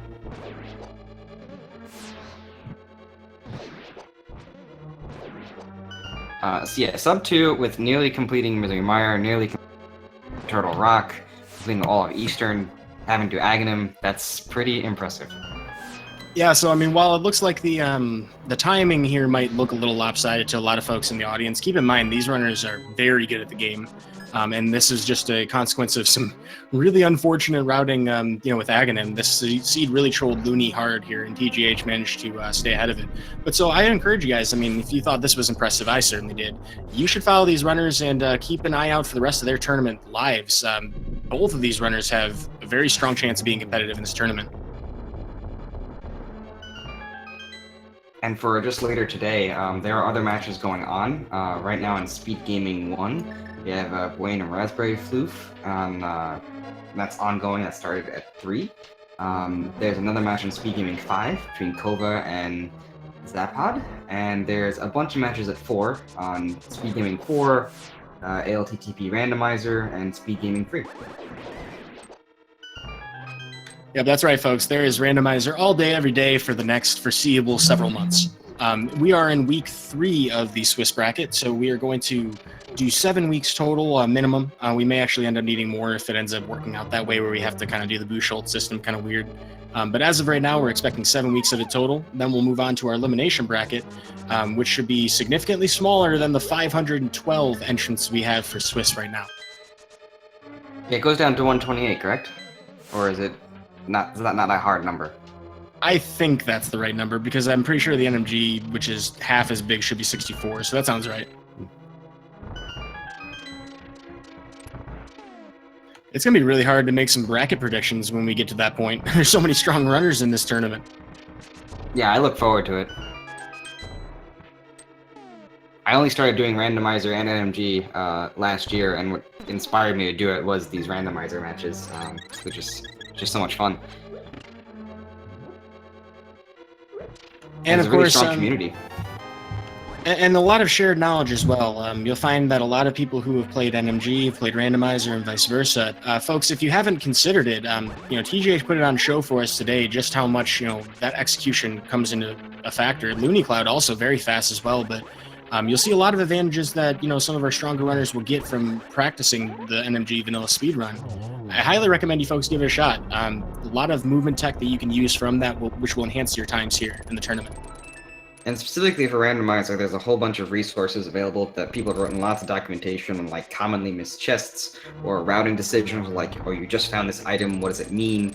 There's also the practice ROM that just loads up a lot of common scenarios for the NMG. That is just very good to knock out those scenarios. So there's so many ways to get involved, and then also just learn the game. And on top of that, when you generate the seed, you can download the spoiler log. So if you get really stuck, you can just look and see what the logic is, where it wanted you to go. So there's always a way to get through it, even if it seems very intimidating. I really love that you brought up the practice hack by Poor Little Pinkus, though. Great resource to practice any room in the game. It has all these presets you can use. Loonycloud right now, though, is in Acronym 2, so we're almost done with the seed. And with the swagnet, by the way, for the fans. Yep, true gentleman, making sure that we have our entertainment here. Opting to switch away from it, though, probably didn't want to spend forever on this. I think we saw that lineup of, like, I saw a triple, it's like, nope, gotta use the sword here. But with that, he will enter Ganon just under 2 hours. We'll leave Ganon probably in a couple minutes.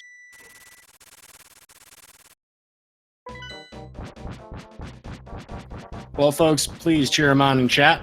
We are about to be finally done with this crazy seed. Gotta be feeling kind of weird after that one for Looney. Yeah, this was a fun one. But for us, not playing it. Ha. And a little bit more of your insect knowledge there from Ganon. So one of the nice things we can talk about here is that Gold Sword does change the fight. Doing spins actually doesn't do any extra damage, like all the other swords do. It always does the next sword tier's worth, and gold is the max. So we need 6 sword slashes in each of the first 2 phases to move it on to the next phase. Perfect 1-in-1 from Looney so far, and we'll move on to phase 3.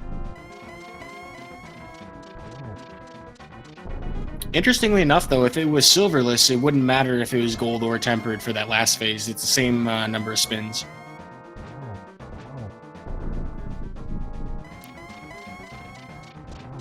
Yeah, one nice thing about the randomizer is that it de-randomizes the number of teleports that Ganon is going to have.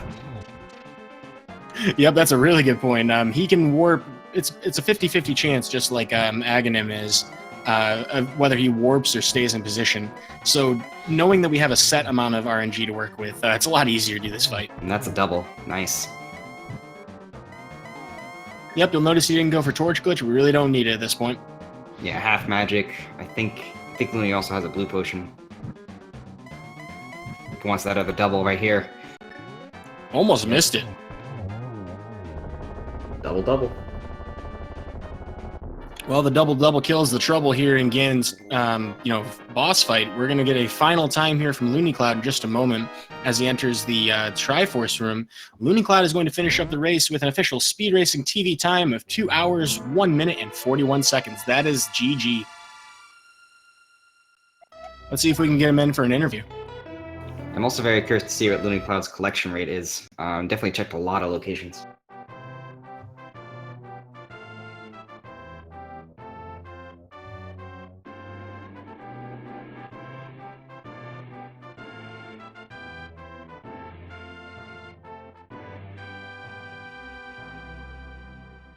Alrighty, looks like Loonycloud will join us in just a moment. I just need to set up his mic. But yeah, I'm also curious to see what the collection rate is. It's rather high collection for how fast the seed was. I mean, yeah, just looking at the collected items, there's not that many things that are grayed out. Missing out on a shield or two, a medallion, boomerang, ice rod. Oh yeah, where was ice rod? Nobody found that. Yeah. So potentially, Misery Mire? I mean, it could have been Laser Bridge because we already checked that. Yeah, it could have been in Ganon's tower, and one of the many chests we didn't check. Yeah, Tower Room was still there. I got both items in Mire, so it wasn't Mire. So maybe it was Tower Room. And there was Overworld we didn't check as well. Yeah, Was I'm not there? sure. Graveyard Did you Ledge? check Graveyard Ledge? Yeah, that's... Graveyard Ledge was the only location I didn't check in the overworld, I'm pretty sure. I'm like at a loss as to where else this could have been. You checked Super Bunny Cave, right? Yes. It could be in the big chest in Ganon's tower also. Yep. That chest never gets any love. Well, actually, I think it probably has love off pretty often, don't you think? Haha, cute. That's good. I can come up with better puns than that. I'm sorry for subjecting you to that. It took me a second because it was, but I got it. I'm with you.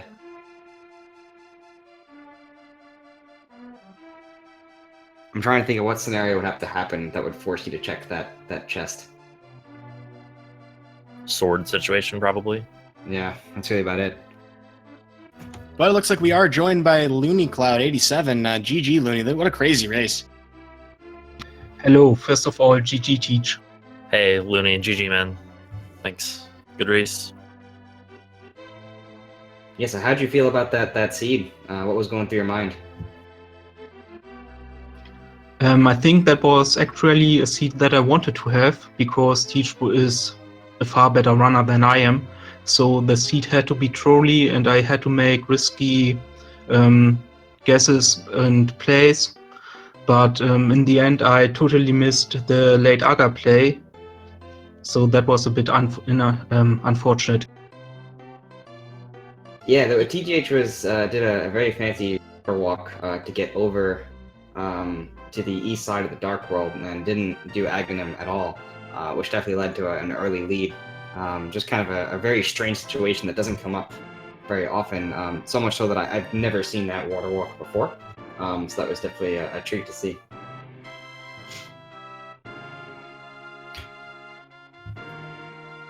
But is there anything you feel like you would have done differently?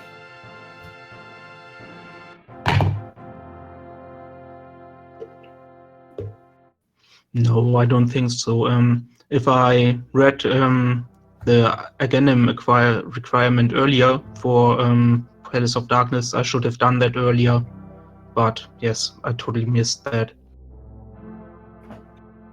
Yeah, it's kind of a bad beat. I mean, there's not really much you can do to predict that. And not only that, but, you really did exhaust everything you could before, dealing with Aghanim.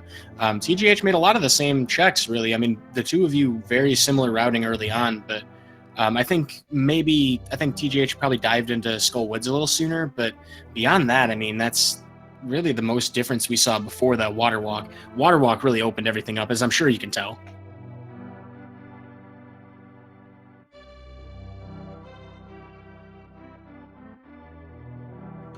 However, you are the only one that managed to get all four of the swords. As it turns out, that Tunnel Rock was kind of a non sequitur. What were your thoughts when you found that last laser bridge item?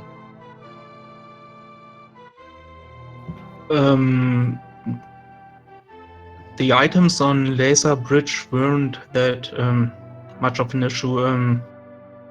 Yes, I thought I was behind at that point, so I decided to go into a pendant dungeon and maybe be lucky on pedestal as a last piece of hope, but it doesn't seem like that was the right choice. It was unlikely anyway.